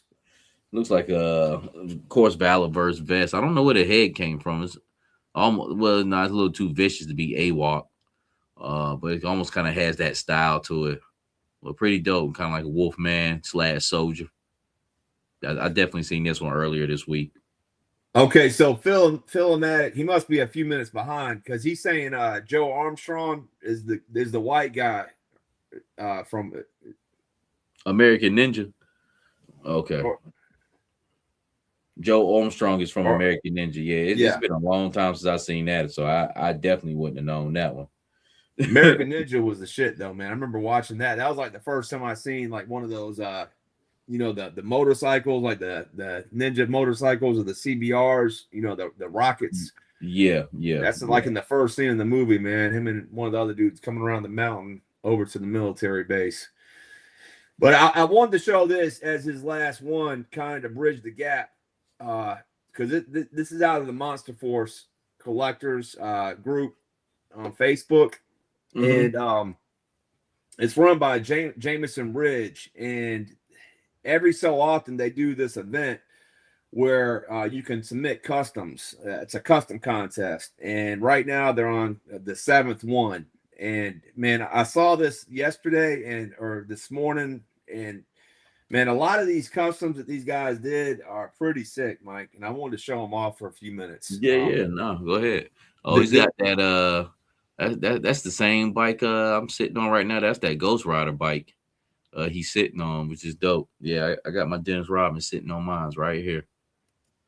So, but look at all you got here. You got on top, you got a Savage Crucible head. That's that new Savage Crucible that just dropped here recently. Mm-hmm. And Toyonomics saying he won the very first contest. Congratulations, man. That's dope. Nice. Got the Grim Viper torso, and then I think that's the heavy duty bottoms on there, isn't it? Isn't that the heavy duty camo with the boots? Yes, that is his pants. Yep. So you got the Marvel Legends bike, heavy duty classified legs, classified Grim Reaper torso, Savage Crucible head, and then the gun is that a that's not a I thought it was a Valverse, but I don't remember Valverse having a knife on there like that. No, I can't recognize that big knife. Or Mezco. Is that a Mezco bike or? That's a Mezco bike. I Yeah, said that's Marvel a Ghost Rider. Legends. I said Marvel Legends. My bad. Yeah, that's the like I said. I got a Dennis Rodman sitting on one right now, right here. Same bike. So that was John, and then this guy right here is Brent Scholl. And, that's dope right there. I like that. That's I think Buzzard's bottoms, and then I know that the hands and the face came with the new Crimson Moon figures. I don't know where the other stuff came from, but man, just dope use of the figures, man. Yeah, the parts. When I saw this, man, these figures, it reminded me of what you do with Classified, taking parts and pieces from everything and putting it together. So this shit really reminded me of you when I was looking at this shit earlier, man. Yeah. And then the cool thing about it is mix and matching different lines. Yeah. No, that's when you really start kind of getting funky and it's matching up. You can really make some really cool shit. But that's dope. It looks seamless, man. Yeah, that's dope. And then these are the last three. I just put them all on one page. But you got Maynard Searing, Garrison Cavalry, and Larry Lee. But nice. I mean, they're all official, man. They all are very dope figures. I like that one in the middle. That's pretty dope. So that's using the bottom of the Declan Van Helsing that came out a couple years ago. I think you got him, don't you? I got Van Helsing. Yeah. And then the top part is that new Saboteur figure that dropped. And I don't know where the head sculpt is, but he looks like he's rocking Destro's chain, if I'm not mistaken. I like the satchel. It looked like he'll have some trail mix in there with the water. I like that. I like him. He looks very get a little snack or something. But yeah, these are dope though. But yeah, I like the one in the middle at the most. Hustle says Ross had a Kiko on shelves today, shaking my head. How's this Hasbro product still actively in the wild like 5 of them? Bro, you're not even gonna believe this shit. My wife went to Ross's early. I told her to send me a picture, but she forgot. She found a Kiko at our Ross on Skybo Road today for $6.99, man. So I was gonna talk about that. So that's crazy that Hustle's found one too, because I've never seen any G.I. Joe except for I think I found a Legacy figure one time there. But other than that, I've never found anything. And here we are 3 years later, still finding the Kikos. Shit, longer than that. Shit, probably 4. But a Kiko be in Ollie's. So I've seen her recently. I've seen her recently. Shit, but she be in Ollie's. Sometimes you'll still find the pieces of that movie wave in Ollie's. It's probably some on Ramsey Street right now. All right. Hold on, somebody's correcting me. He might be right. Is that? Oh yeah, he's right. I thought he might be right. My bad. What? Andrew Davis, good call on that. So I said that was the Savage Crucible, but that's actually the Royal Guard head. He's 100% correct. Yeah, my bad on that. Good call, bro. Appreciate the catch on that. So, but anyways, these are the ones that are in the spot for the competition. So I think they're all dope. You're all winners, in my opinion, for just entering. So here's our first toy photo of the night. This choreography, yeah, this is a pretty cool photo right here. He's got hit and run there. Yep, and Clutch. I mean, not clutch. Breaker. Breaker. But who's that to the right? Is that the all striker driver? Nah, man. God damn it. He came out last year. Here we are. What's the name? I know you're talking about. Yeah, my mind is stuck. I want to say Leatherneck, but Footloose. Footloose. There you go. Okay. Yeah, all right. Yeah, but nice photo. We're gonna go ahead and push through because we're getting close to our 2 hour mark, 11:40. Put this up here from Toy Domination, man. Great photo. I always like when people have G.I. Joe photos when they're looking down at a table at something, man. So that I thought that was pretty awesome. Who is this right here? What name is that? Detectus. But I'm sitting over this. This is a dope photo with Roadblock. He just put down on Cobra Trooper. And it's all about the lighting in this, man, and the contrast and in the depth perception, man. Just how he has those troopers there, man, and the main focus is Roadblock, even though the troopers are closer to the camera, man. So I always like shots like this, and they're kind of like in a cool silhouette in there, but his shot is kind of illuminated and heated, man, where you can see him clearly. So that's actually a great shot, even though it's so simple. Like that's an awesome shot, man. And also the angle of it, the way he has it angled, you're able to see that. Yeah, you see everything coming in, like them force. It gives it that feel that they're forcing their way in. Yeah. Did you see this one? This is triple D times 3. No, I didn't, man. But it looks like he has tunnel rat there, and there's a raptor hunting him. Which, those dinosaurs, man, are always great, man. And like I always say, if you have gotten any of the Jurassic Park dinosaurs, man, it's going to blend in very well to make some very, very great scenes. And I like the filter on this too, how clear it looks back here where the dinosaur is. It just pops right over in here. Then we had Action Figs and Menjoza. I thought this was a dope pick too, man. Yeah. It's really all about that gate. Be honest with you, that's the dope part. And he's shooting the grappling hook. Awesome. But that gate, actually, I got that same type of gate right here, 3D print that Action Fantastic done for me, man.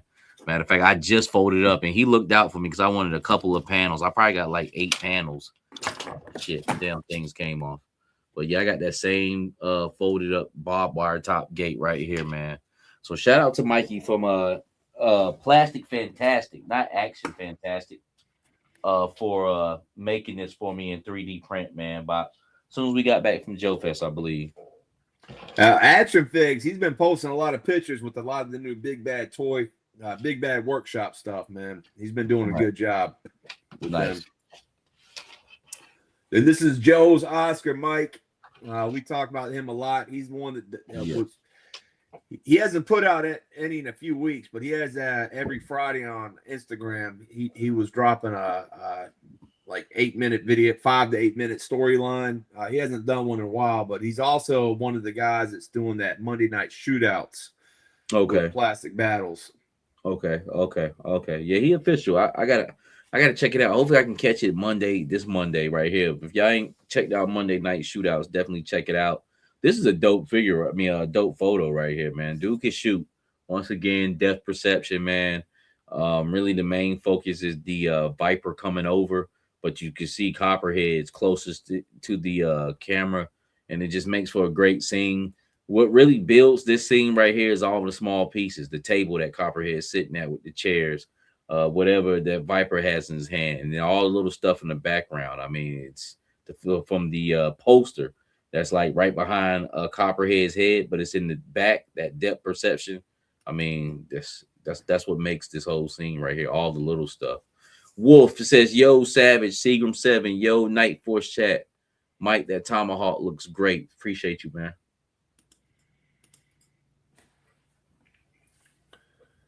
Yeah, you're right, Hustle. They are.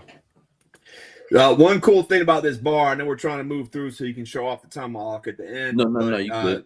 This bar is like it's a scene in a lot of his episodes, but he did something about 6 months ago on Instagram where if you tagged him or put your name in a post, he would sign your name on the backboard, like on the wall in the bar. You know how a lot of bars people like sign their name on the wall. So a lot of people that follow him or have YouTube shows or are just G.I. Joe collectors have their name on the wall of this set that he has right here. Nice. So I thought that was pretty cool. This is another one from the bar.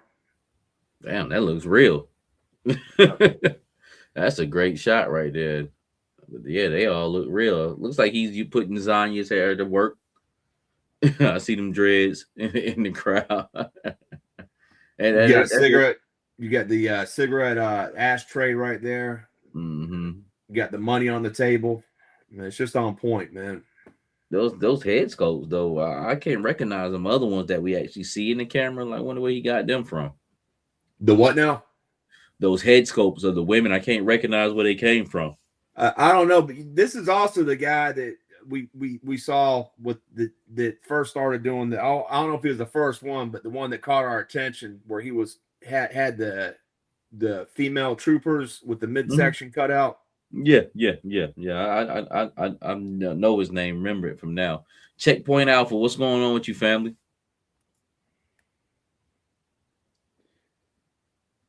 He says you guys should check out my stuff sometime.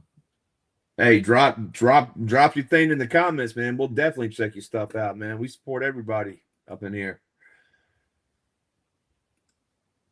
If it's official, we'll check it out. This is a complete carnage, and man, we got Joe Fest coming up, and this just reminded me of Joe Fest, man. Every time we go to Joe Fest, we see Sarge over there, and people standing in line to get their picture taken, and I got a chuckle out of this when I saw it, man, because that's what it reminded me of. I got a bunch of pictures of me and my son with Sarge, and I got one almost identical to this with my son and Sarge doing the same exact pose, man. And that's why I say, man, once again, man, that Marauder Sarge is $19 at Big Bad Toy Store. I definitely think that's a bang for your buck because you're getting a great figure with a great buck. And then I forgot about this little toy. You get that same toy that came with this original Sarge, but it's in Marauder colors this time, man. So you get that rucksack. Weapons okay, man. But for $19, you're not losing at all, man. And I forgot all about that little toy thing. All right, we're coming to a close. We only got a couple left. But speaking of Mercer, this is Mercer right here, which is which pretty decent shot. Pretty decent shot. He's got that grunt look on his face. That's Mercer though. It looks like he has the is that the Hasbro wrapping draped over him? That's what I thought it was. Yeah, it comes in the box or something similar. Yep. Yeah. That was one of the things I've used on the table, man, back in the day. But what's the name? White Vegeta turned it really into some like camouflage, drab, basically throw over, man. So he showed me how to do it. I just still didn't have a chance to do it yet, man. No, this one was crazy, man. I saw this shit. That's a dope one there. That's a dope one there. And that's Zanya again, right? Yeah.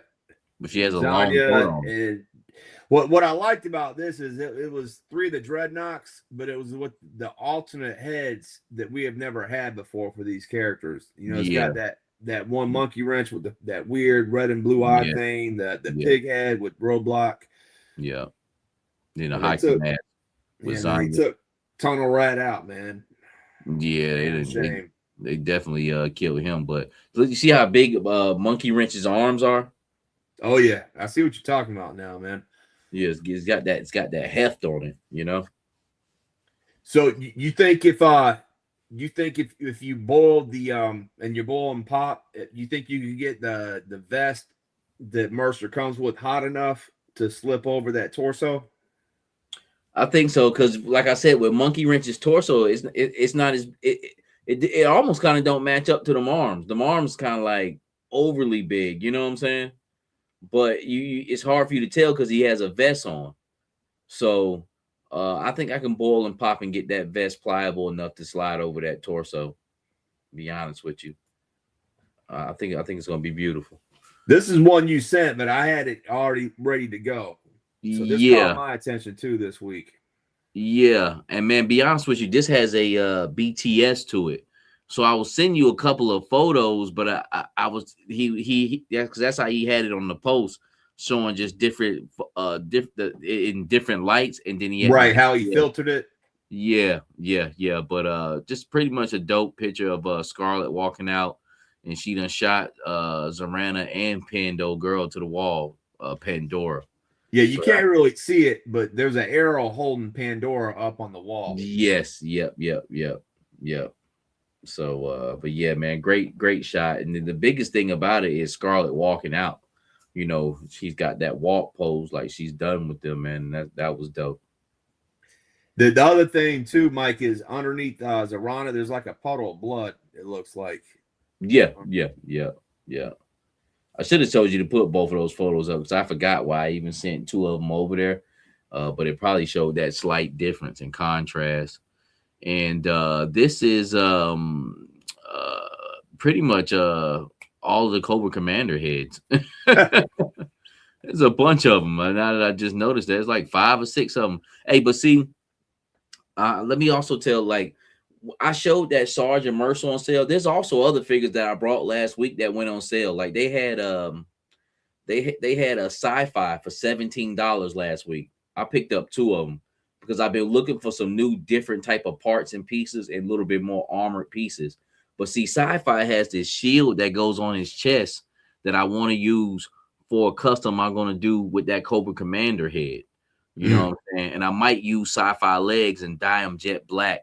And take it, and that's how I'll use another bare chest torso and put that sci-fi shield on and probably put that Cobra Commander head on and get him some forearm guards or something, man. And just make me a different take on a Cobra Commander, on a battle armor Cobra Commander as well too, you know. So, but shout out to Big Bad and Workshop, man, for making that Cobra Commander head. I ain't had a chance to play with it and see what's going on, how I'm gonna freak it. But I do have the blue one and this red one. This red one was definitely a bang for your bucks. You can take those 3 heads and send them. Once you get a formula on how you want to customize something, you can take them and send them different ways. I don't know what this one is. This is Good Man Toys and somebody else, but it's Tunnel Rat doing something. It looks like he's setting a charge. But I just thought it was a dope picture. He's got a barrel that says Mars on it. I just thought it was a dope dial piece and a dope picture, man. We ain't got to spend much time on it, but it just caught my eye, man. Good action shot. Then I thought we'd end it with Roper. Nice. Yeah, I sent this over. I don't know if I did, but regardless, you know me and you see the same shit. But of course, Roper. Great colors, great contrast, great angles, man, and it's just dope, man. Dope, very dope photo, man. I think the biggest thing about this one is the colors, just the light green shade, man. He did it just right, and everything is still clear, you know, as far as intangibles, so far as you know what's going on in the picture, man. The other cool thing I liked about this is. He brought, this is one of his photos from this week, but he brought out Spirit and Slaughter from the Marauders. These are older figures, you know, they're a year or so old, but it was cool that he's using some throwback figures in a newer photo, man. Yeah. This was a good one right here. I've been I thought we didn't have anything on Roper, but this was good, man, that we did have something, because I always want to show his stuff off every week as well too. I'm gonna drop this off so you can do your thing with the you may go to solo screen, or what do you want to do? Keep it on double screen for right now. Then I'll tell you to put it on big. But okay, so that's pretty much our episode, guys. I am going to turn another light on in here and just kind of just give a brief look at this chopper here, man. and maybe I'll put the other chopper up beside it, and we'll take about 5-10 minutes to do that to end out the episode. But I also have a review coming up. I have a review coming up of what it took to glue it together and put it together, because I did have to use super glue to piece these parts in. I'm gonna tell what I like about it. I'm gonna say what I don't like about it. I don't think Chaz has ever had anybody review one of these Tomahawks or his big pieces, because I haven't seen anybody review the Night Raven yet or another Tomahawk. So it'll be a great thing. It'll also be a learning experience on maybe some things that he can do to clean up just some of the boo-boos from just it being original print from a toy and it being a 3D print. I think that's about my only biggest downfall about it, is that it's 3D print. Like I said, I don't care if it's gridiron anybody, it's still that 3D print material. It's not like Hasbro's printed this up. Not even printed up, molded it up from plastic, man. So, but it's still a great piece. Still huge. You see it still looking dope with the figures, man. So let me go ahead and turn this light on right quick and get this thing situated. Hey, why you doing that? I do got a question for you. So you said you had to put some of it together, because obviously he can't mail it like that. How much of it did you have to put together, and how much time did it take to put it together? Not long, man. I mean, you pretty much a normal processing, because you got to super glue it and see if that clears, or wait till that dries up or whatnot. So to me, I gave myself 24 hours. I pretty much put it together in one night, but I wanted to put the super glue on and let that cure. You know what I'm saying?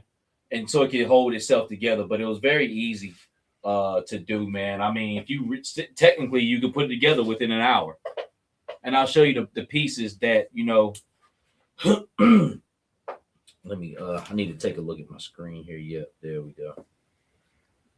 Let me know if you want me to switch over to one screen. Yeah, go ahead and switch it over to one screen now.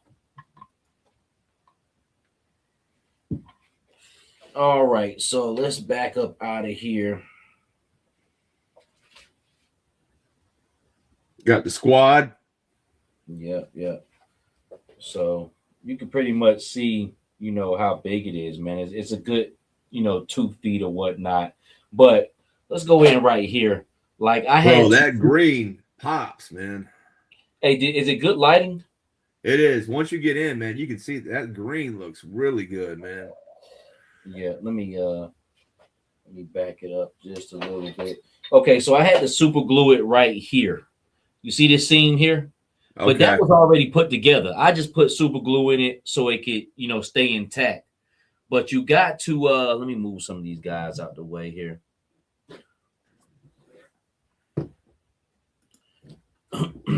But you got to super glue it. Damn, I can't even tell. I super glued it so fucking good. Where the other scene was at. Damn, my bad. It is kind of hard to do it with this fucking camera here. Let me see. Let me go this way. Yeah, so in this area here, it gets super glued like in there, and then back here by the back wing there, man. But like I say, my biggest thing, it was kind of just showing like close up look at it, because I got the review with the proper camera on how to do it or whatnot and put it together. I also had to super glue it up top here in this area and kind of put that together, man. But it didn't take long. It wasn't bad. But you can see the figures here. It definitely could, sit the people on the inside, on the seats, and as far as in the cockpit, man, like it definitely can fit the 1/12 scale figures. Let me put this up right here, right quick, and try to. Hey, Phil Maddock is asking if Night Force Daredevil is still the pilot. Yeah, we definitely gonna put him in there. Let me move this thing around just a little bit here. But this is that same bike right here, Seagram, or that Mezco bike that I got Dennis Rodman on. Okay. Yeah, so that was the Mezco bike. It looks different, man. I didn't that part where it's pink, was that piece on that one too? That where the like in between the handlebars? Well, hold on. He had the other red one that he might have did black, which is right here. Yeah, it was that one. Yeah. So it's but both of these are still the Daredevil bite though. All right, but I'm gonna show you one thing that I did not think is good on it, and I'll go through it on the review when you guys see it. But this front cockpit here, this front cockpit is just like the original toy. And if you go on eBay and they selling a Tomahawk, this freaking part is broke on every last one of them. And that's this piece that hinges in right here. I just went on and snapped mine off, but I literally got it out and just opened it like this, and the shit snapped. Now, damn, it's no fault to Chaz because that's just the way this part is, and it's 3D printed, so it's very weak. So he told me he's going to make a piece where you can just sit it on and off like that. Me, I'm not tripping on it or anything like that because I already got that. You know what I'm saying? The shit sitting on and off of it anyway. But I do think that is a flaw from just how the original toy was printed, because these peg pieces are not that big, even though this was blown up. You know, I think he'd probably be better off just not putting those pieces on there so people won't have that expectation of that gone, because from what I experienced, that shit is just not going to work. Not unless he redesigns it. Yeah, he needs to fill that in and have like a magnet, like make that magnetized or something. Well, that's also another thing too with this back panel. It has a clip in it like the original toy, like you can snap the door shut, but I wouldn't do that on a 3D print where you keep, snapping something shut. With 3D prints, it's either going to latch in or whatnot. You can't treat it like it's, regular plastic or whatnot, because it's just not going to work. And I'm trying to move this thing around, but that's this door back here. Let me move it one more time. Like it has like a little latch. Hey, and this is something dope too. He put like some type of paint, like where if you light it up, you can see like he put like a skull print in there. Oh yeah. You see that? Yeah, I was wondering what that. I thought that was like a camouflage. I thought that was a reflection from your green light that you had. Nah, yeah, I thought it was a camouflage patch, but it's a skull in there, like like Punisher or whatnot. Hey, real quick, Mike, Hustles had a comment, man. Can you see the screen, or you want me to read it? He says it's dope, but the figures seem a bit out of scale for the chopper. Now, I thought the chopper would probably be just a little bit bigger, but they're not. They actually can sit in the seats. I'll sit a figure in the cockpit of it. But this right here, like this clip here, it's supposed to clip in, but I wouldn't do that with a 3D print. I wouldn't mind having a magnet right here and a magnet up here, so you can just close it in and out. Because doing something like that with a 3D print, it's just not going to work in the long run at all. But it does. Is that something you could do yourself, Mike? Do you feel comfortable adding a magnet? Do you think that's something? Yeah. Because to be quite honest with you, that's what I was going to do. I was like, well, shit, I really could I'll just do that myself. Being that, you know what I'm saying? Like, that wasn't the concept of it from the get-go. Because all you're doing is really just putting a tab of super glue on, line it up, and put your magnet on. Let me flip this around here. So take this off. I actually had Stalker sitting in there. And this Stalker is actually kind of he's not a small Joe, being that I modify him, but he's not super huge either. But he's definitely not on the smaller end. He actually has a little bit of height on him when I stand him up against other G.I. Joes.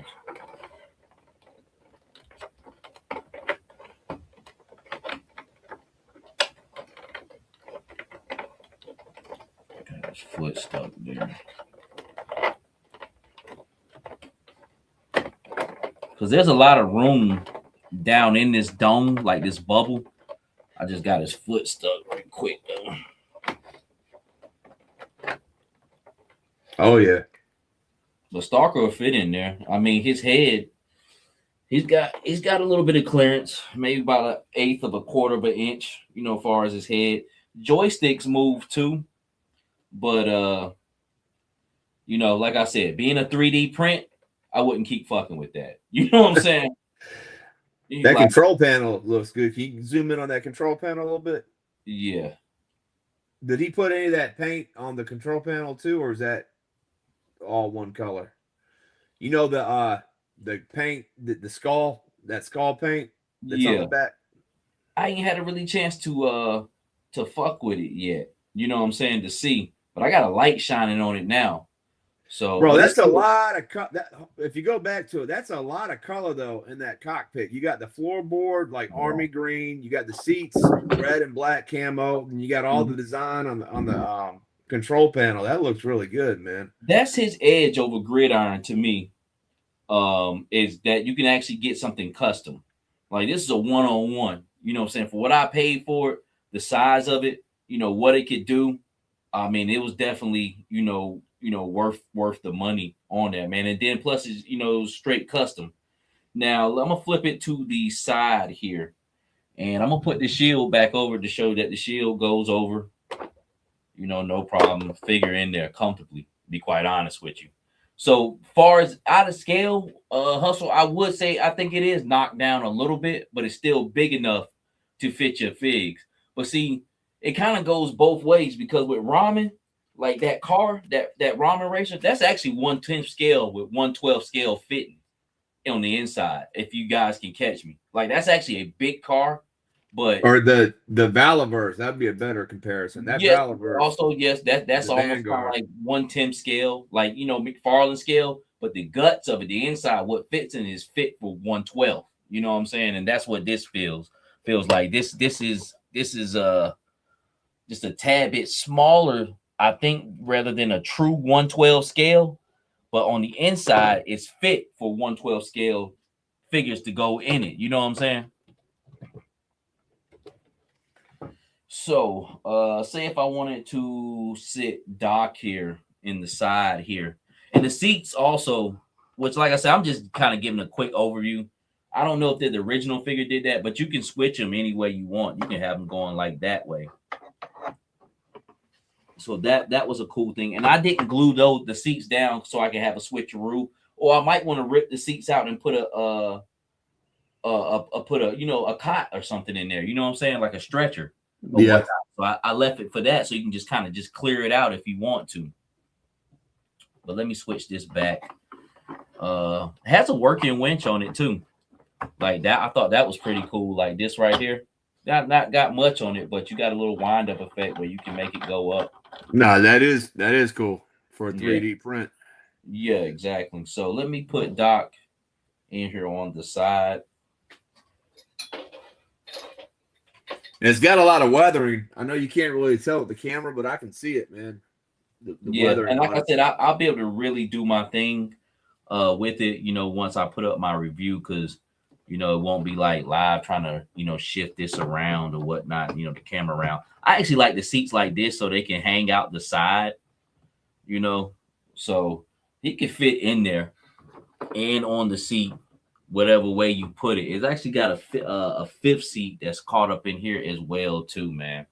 So that's the way I see it, you know, doing them like that, man. You can do them either way. Of course, if you flip them the other way, he's going to fit all the way in there too. So let me flip the seat around. But if that door was up, you probably have to fold his legs up like he's sitting up.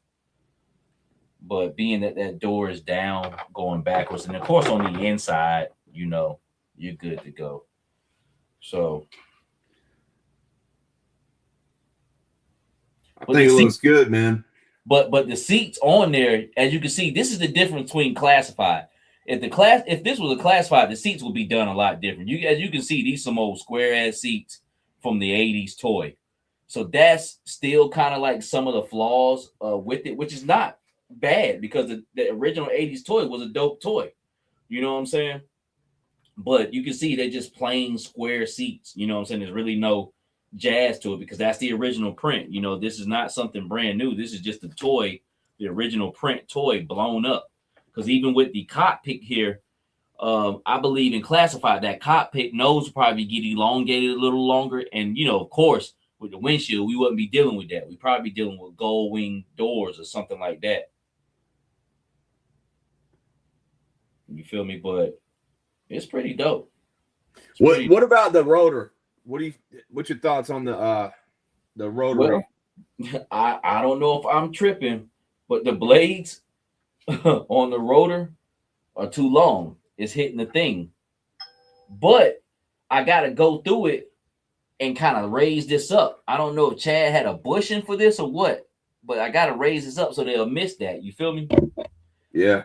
The blades are kind of a little too plain for me. They're just kind of like square. They almost look like picket sign, like, you know, sticks or whatnot.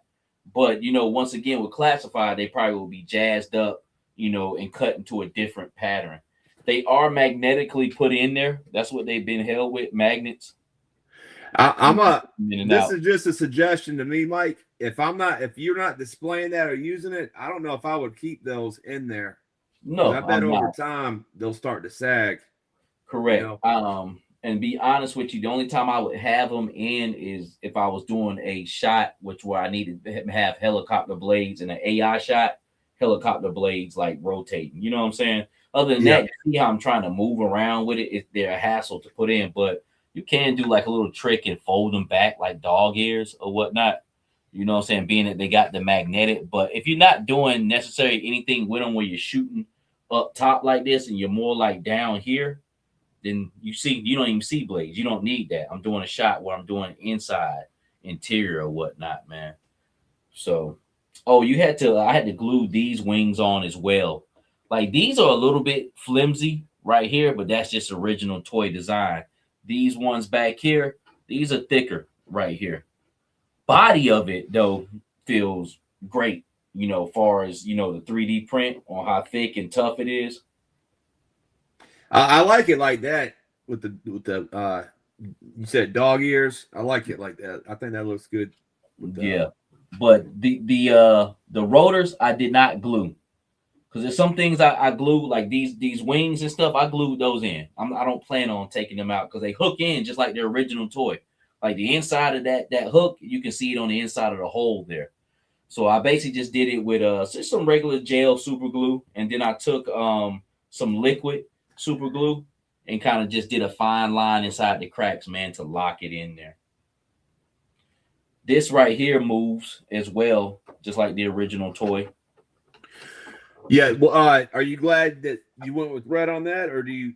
Yeah. Oh yeah. I think the design, and that's what I was about to say.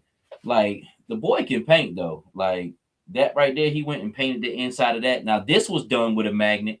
Like the original toy had a clip, but this is just magnetized right here. So you can just put that up, you know, how you want to, man. All the design, like the rivets and all that, man, all that looks great. And like I said, I was just thinking, like, if Classified ever does a 1/12 scale Tomahawk, I'm gonna just send it to Chaz and tell him to redo this paint job on it, and then this will get retired to actually just be a piece, or, you know, the first prototype, man. But oh, that's dope. I see what you're saying. So if Classified does make it as a HasLab, you're gonna send them your HasLab to have them painted up. Just redo this over again. And then I have something like super, you know, durable, you know, and just, you know, and classified up, you know, brought to life, you know, brought up to date. You know what I'm saying? Like saying dealing with that, like this right here with that you know, hinge that breaks just like the original toy and shit, you know. So definitely was. And then the wheels on it is cool. I wasn't gonna super glue the wheels, but you kind of need the wheels so you can have basically your own stand for it to sit on. I ain't gonna front, the wheels feel kind of suspect on how, you know, they are as far as the you know, the print on them, like just the strength, how long will they last, picking it up, drop, you know, picking it up or whatnot. So but I glued them on so I can have something for it to basically sit on, man, you know, not have to worry about this gun up here. You see how this gun sticks out up under it? Yeah, you don't want to sit pretty close. It's almost the same. Yeah. Yeah, man. So I got the review coming up. You know, you guys can get a better look and really see the deep colors in this. But it was a great project. Great project. The very first, man. It looks. Oh, let me before I go, and because this is people who won't probably ever see the review or anything like that. Let's put a dragonfly up beside it, and it's typically the same size as a dragonfly. Be quite honest with you. This has a little bit more thickness to it. You know, as far as girth. The Dragonfly is actually slim, you know, but I believe G.I. Joe could pull this off as a HasLab for like 350. No bullshit. 375. It wouldn't be no $600, ordeal. And I'm not knocking Chaz on the price of that because this ain't out. You know what I'm saying? Who knows when it'll be out? And this was a custom thing right here. And then he definitely put in work on it, man. Yeah, the amount of hours it took him to print it and then paint it. He's not Hasbro. You know what I'm saying? They can kick it out like that.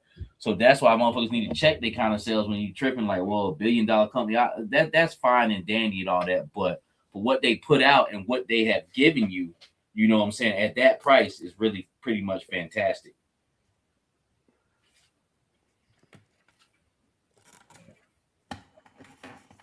So you see it? That's crazy, man. Yeah. So it's the same, size and height. So do you think the classified version one would be a little bit bigger if they made it, Mike? Or do you think it'd probably be about that same size? I think they can freak it off as this size. They can make it a little bit bigger, but this size is pretty cool. You know what I'm saying? Like you can make it happen with that. It doesn't have to be freakishly big. You know what I'm saying? But this Dragonfly, that's huge, man. You know what I'm saying? Like, really, the thing with the Dragonfly is it's just skinny as hell. You know what I'm saying? Like, this is more of your attack copter, but you could do the same thing with this Tomahawk, just make it girthier, to carry people. And my thing is with the Tomahawk, that's what I want to use it as just a troop carrier. This Tomahawk could fit 2, 4, 5, 7 to 8 or 9 troops inside of it, like no bullshit. Like 7 for sure with the seats, but you could probably stuff 2 more in there, like just sitting up or laying down or whatever. But it definitely could fit it. But I see what you mean about the blades on the Dragonfly, how they have like a little bit of texture and they got I see what you mean. They got angles and texture and instead of just this square thing. But that's just the print. That's the thing about it with this. It's nothing new. It's the same fucking toy. It's just blown up. You know what I'm saying? But the Tomahawk had a great design from the giddy up. And, we live in Fort Bragg. Chinooks, ain't too much different, you know what I'm saying, than that. They ain't got no pizzazz to them. So, also, the last thing I'll show, too, is the missiles he sent over that actually had writing on them. Damn, I don't know if you can see it. Damn, that looks good. It said Wu-Tang Banger on it, but I got the video. Wu-Tang Record. That's what it says in those red letters. It's hard because it's got a lot of shine on it right now. It says what? What does it say? Wu-Tang Record. Okay. Yeah, it's blurry right here. But I got the video. I got the review coming up. Where do those missiles go on the chopper? On the let me move this Dragonfly out the way. They go up under the wing. They clip in. But see, they don't really stay in. Some stay in strong, some are kind of, iffy. But I think they're better off just leaving them loose so you can do some photography with them. Because they don't have any blast effects. I mean, even when you look at them, they are just your plain old missile. You know what I'm saying? There's nothing, like it has a little dog bone where you plug it in at, and it goes they go like right up under here and shit. You know what I'm saying? But I'm gonna just leave them loose. I don't have this as a attack copter. I just really want it as troop carrier. I'm gonna put one more vehicle beside it so you guys can see. But this is a Stinger beside it right here.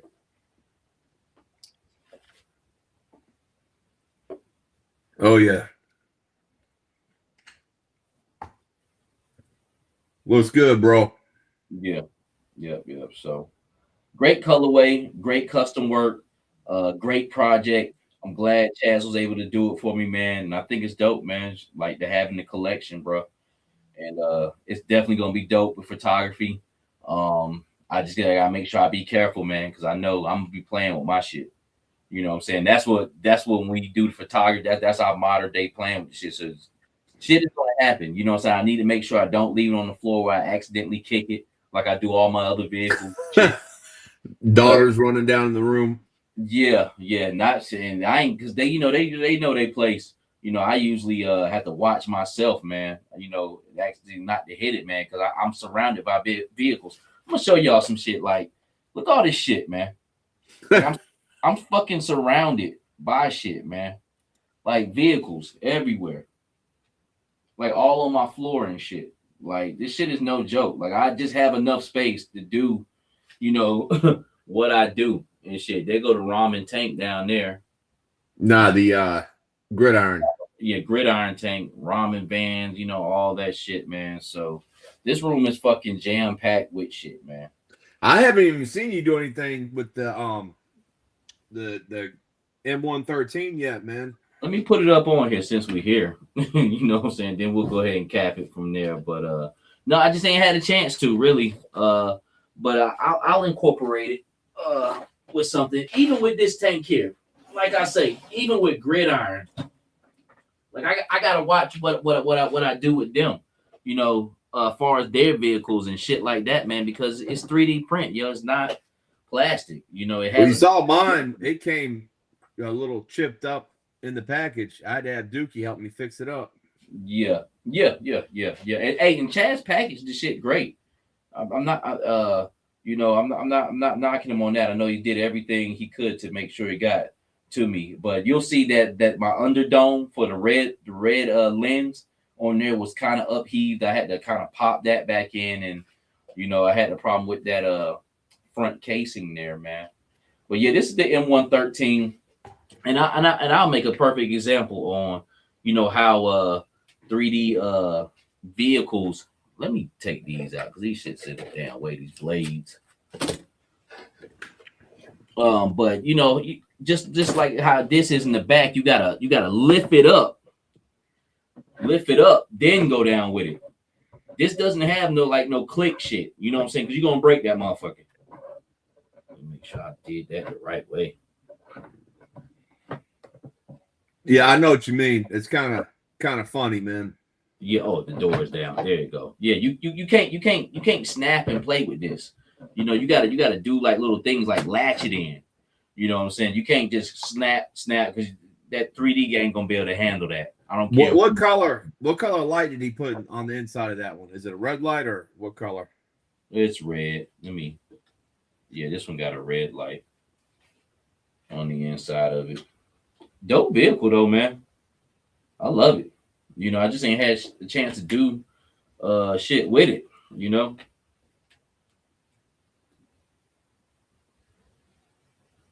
Tail short to just focus on the cockpit for Dragonfly. You right, you know what I'm saying? Like I was gonna say that. Like look like they stretched the Dragonfly out a little bit, you know what I'm saying, on that. But you know, they do things to make them work, you know, for whatever, you know, schematic they got going on. But I truly believe that it probably could be a little bit bigger, but they could freak that with this size for that Tomahawk, man. You don't have to go too much crazy big because you can see right here with the original print that it still can fit your characters in there. I think the biggest thing with this is like those seats need to be different. These are fucking square ass seats meant for 3 3/4 Joes with no articulation. You feel what I'm saying? Yeah, so Chaz has been starting to do that where he's been redesigning some stuff, like where he redesigned the console in the cockpit. Like he updated the console. Yeah. I know he's done a few. But I could see him, the longer he does this and the more he starts doing more of these, that he might change the seats, that he might change the blades and update them. I could see him doing that, man. Yeah. But but like I said, as far as the original design of this toy, it's so good that you know, this, you know, all of this here looks great. You know what I'm saying? You don't have to change all of it, especially with a great paint job.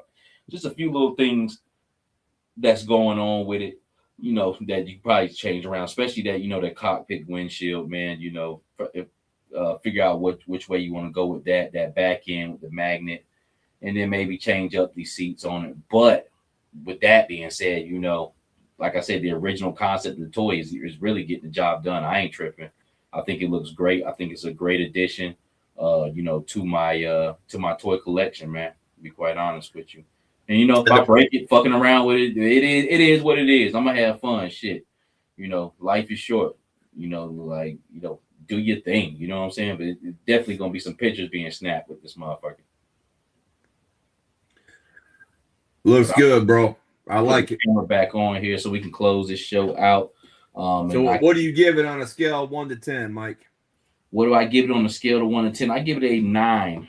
The only setbacks it has is that it's a 3D vehicle. You feel me? Like, but it's still amazing. Look at those 2 vehicles you got sitting on your table. Both of them were printed and assembled. They weren't made at a factory. They were printed and assembled by hand, man. That's crazy that we're at that level of technology now, man. Yeah. You could definitely do your thing, and like I say, shout out to Chaz, man, because that is the advantage that he does have over Gridiron, is that he's able to, you know, do something custom for you, because Gridirons, they basically like, look, you get what we give you. You know, they're not saying it like that, but they're not going into that, because that it could be a lot of work, you know, dealing with people, man, and on a custom project. What up, Hella Geek? Appreciate you tuning in, man. Hey, and check it though. I just folded this up, and his legs is in there. Yeah, it's folded up. It's just right there, so it fits the figures. You know, it's blown up enough. You know, and like I say, man, like, I think this, like, look at the size of this shit. I think it has a great size to it. I think it just needs to be modified and classified up, you know, to have a little bit more comfortability for the upgraded figures. This is the thing that was built in the 80s, you know, supplementing and housing something that's being put out now as far as figure wise, you know, and it's still doing its thing, because it's a, you know what a Huey is. It's a heavy lifter. It's a troop carrier. It can pick up shit and drive by. I wouldn't pick up nothing up with it, so I don't want to put no wear on it. You know what I'm saying? But say if Classified came out with it, it could pick up a Stinger and, you know, fly off with that motherfucker. You know what I'm saying? Because that's what these helicopters in real life are for. Like I said, I see them fly over Fayetteville every day. You know, especially when you start going over there by MacArthur Road and all that shit. So still look great. I'm glad I got my man to do it. I do not regret getting this at all. It's a one-on-one piece. It was painted beautifully. It was printed up beautifully, man, and it was well executed. Like I said, just here, you know, we'll critique if we feel like something could be a little bit better, because maybe Chaz don't know. You know what I'm saying? Like, hey, this is what we're going through. But you'll definitely get to see all the glory and the ins and outs of it when I put up the review this week. Hopefully it should be ready by Monday. I got to do a little bit more filming. I filmed the whole part of me putting it together. I think I just got to go through just explaining, you know, and describing the paint and everything that went into it. You see Action Figure Lines May 27 at the IshCon, May 29th through 3rd. Y'all ain't ready for Otherworld Arsenal second release. Hey, let me know. The first one was at it was at display, kind of like what we showed at the beginning with GI Customs. It's like a display stand, but it has a touch screen where you can change the configurations on it. Do you remember that? Mm-hmm. So yeah. I guess he's got a second something else coming out. So I'm sure it'll be dope. Nice. And Hella Geek is saying that turned out great, Mike. Oh, hey, appreciate that, man. Thank you, man. We definitely about to put into action. Well, now what I have left to do is finish up the review for it.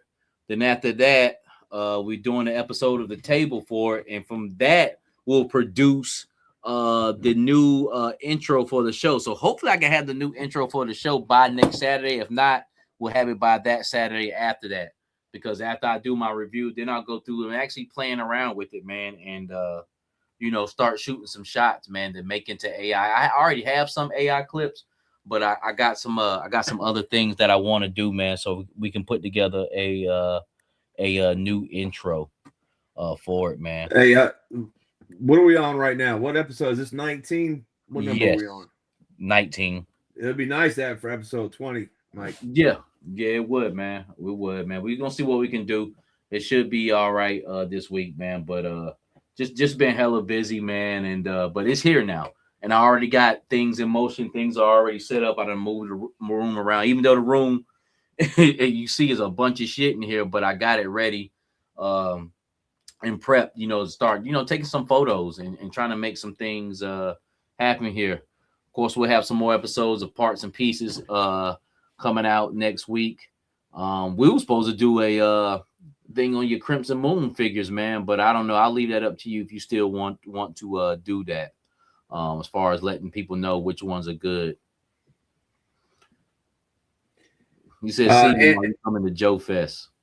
Oh, you already know this, man. Yeah, I'll definitely be in the building. This will be my fourth year in a row going. So yeah, for shizzle, I'll definitely be there, man. We'll check you out. I done gave up Bike Week and replaced it with Joe Fest. I'm on a different path now these days. Yeah, Joe Fest, man. That's like homecoming for me, man. I love going there, man. It's just that when I go there, I buy a lot of like my world building stuff. I bought a lot of diorama stuff from down there, and I bought a lot of like stuff that I don't collect. Like I mainly collect 112, but I bought a lot of like 3 and 7 quarter, the 4-inch stuff down there. Yeah, the 3 3/4. Man, I mean, far as me, I like to just go down there and get stuff that I don't have to order. I can just touch, like the fans hobby. Who's this? This is Quick Stop Dante. I've never seen that name before, but he says the fuck that brother got in front of him looks like some crazy G.I. Joe shit from the 80s. I could never imagine. Gen X said so. This is a Night Force Tomahawk, my friend, from the 80s, done in classified scale, been upgraded to that. But now you can see I got Doc and what's the name in there. Oh, they fit perfect, man. Yeah, they're fitting comfortably in there. So, so the cockpit, man, as far as that is good. It would be cool to have a little bit more space in there. And if Classified did it, it probably would, elongated the nose just a little bit. And we talking about action figure world, you elongate that nose by 2 inches. I mean, you talking about crazy space, but it's got it's good to go, man. It's good to go. Looks like it has an area for a stretcher in here as well. But I think I unplugged in all the stuff, man, pretty much coming up. So that's pretty much what's going to be on the menu for me, trying to show off this Dragonfly a little bit more, doing a review on it so people can get feedback on it and see, what you're paying for. It usually runs about $600. I think I got it when he had a discount around Christmas time for like $570, or whatnot, man. But it was totally worth it for me. Totally cool project. Even if Classified comes out with one, I can convert it over that. And if they don't, shit, I still got a 112 scale Tomahawk that I, designed, and Chaz, definitely put together, man. And it's a one-on-one piece. So that is it. You got any more questions from the chat you want to clear up? Well, yeah. So, Mike, 2 things. Number one, you asked me about the video. We got distracted by the comments. Mm-hmm. Yeah, I do want to do that where we do a segment about the Crimson Moon. It's just, and also like Trey's in here right now. I talked to Trey about a month ago about doing an interview about the toy swap meet thing. But man, I've just been so busy since the first week in April, man. I've been working like 6 days a week, 12, 13, 14 hours a day, man. So it's going to slow down for me like towards the end of as we get into June. But yeah, I definitely want to try to do that. And like Benji Williams is saying, Savage shows his shit off all the time. I got plans to start doing more stuff. So all I can say, Ben, just stay tuned because you know, eventually I got some stuff coming, man. So we appreciate you supporting Savage's channel and watching the Night Force. But we do got some things brewing. So. Yeah, as far as me, I want to show my whole collection off, man. I got to get this room tightened up. I took a couch out of here, a nice ass leather recliner couch that I've had in here for 4 years. For when I moved in from my other house, it was downstairs in the den. I finally took it up to my living room, man, where it belongs. And I need to get things organized in here, and I'll be able to show off the whole collection. I got a lot of shit, man. Like it's probably like 40 vehicles on the floor in here right now. It looked like it. 112 scale vehicles. My shelves are fucking jam packed with shit, man. So I'm pretty much surrounded, man, by toys, man. But we'll definitely get to it.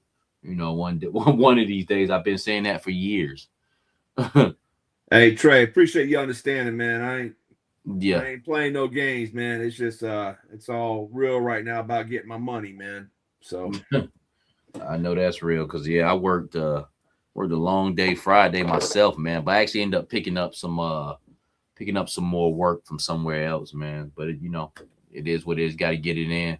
But we still gonna keep bringing it to you guys, man. We'll definitely be here next Saturday with some more topics, some more things going on. Hopefully, like I said, we'll see the intro by next Saturday. I'm hoping I can get it done. I can't wait to shoot and like convert some stuff over to AI, man, and just have some fun, man. I enjoy editing and putting film together, you know. So that's one of my things. Yes, sir. The hustle don't stop. Mm-hmm. Hey, man, bro, we've been going about 2.5 hours now. And, oh, for real? Yo, man. Hey, thank you to everybody in the chat and that's still watching, man. We got about 50 people who's been with us pretty steady from the beginning, and nice. Appreciate y'all staying with us and rocking with us for 2.5 hours, man. It's 12:30. Oh hell yeah! I got to get off. I got to usher in the morning, but hey, I appreciate everybody coming out. I'll be praying for everybody this week, man. Hoping that you guys have a successful week and stay safe out here. Like I said, so just be on the lookout for new stuff coming this week on this Tomahawk. We'll definitely have that for you, man. And with that being said, until the next time, God bless. Appreciate everybody, man. I'm praying for you. Love you all. Peace and blessings. I got the button, Mike. Yes, sir. Peace. Go on, get out of here! Who needs ya?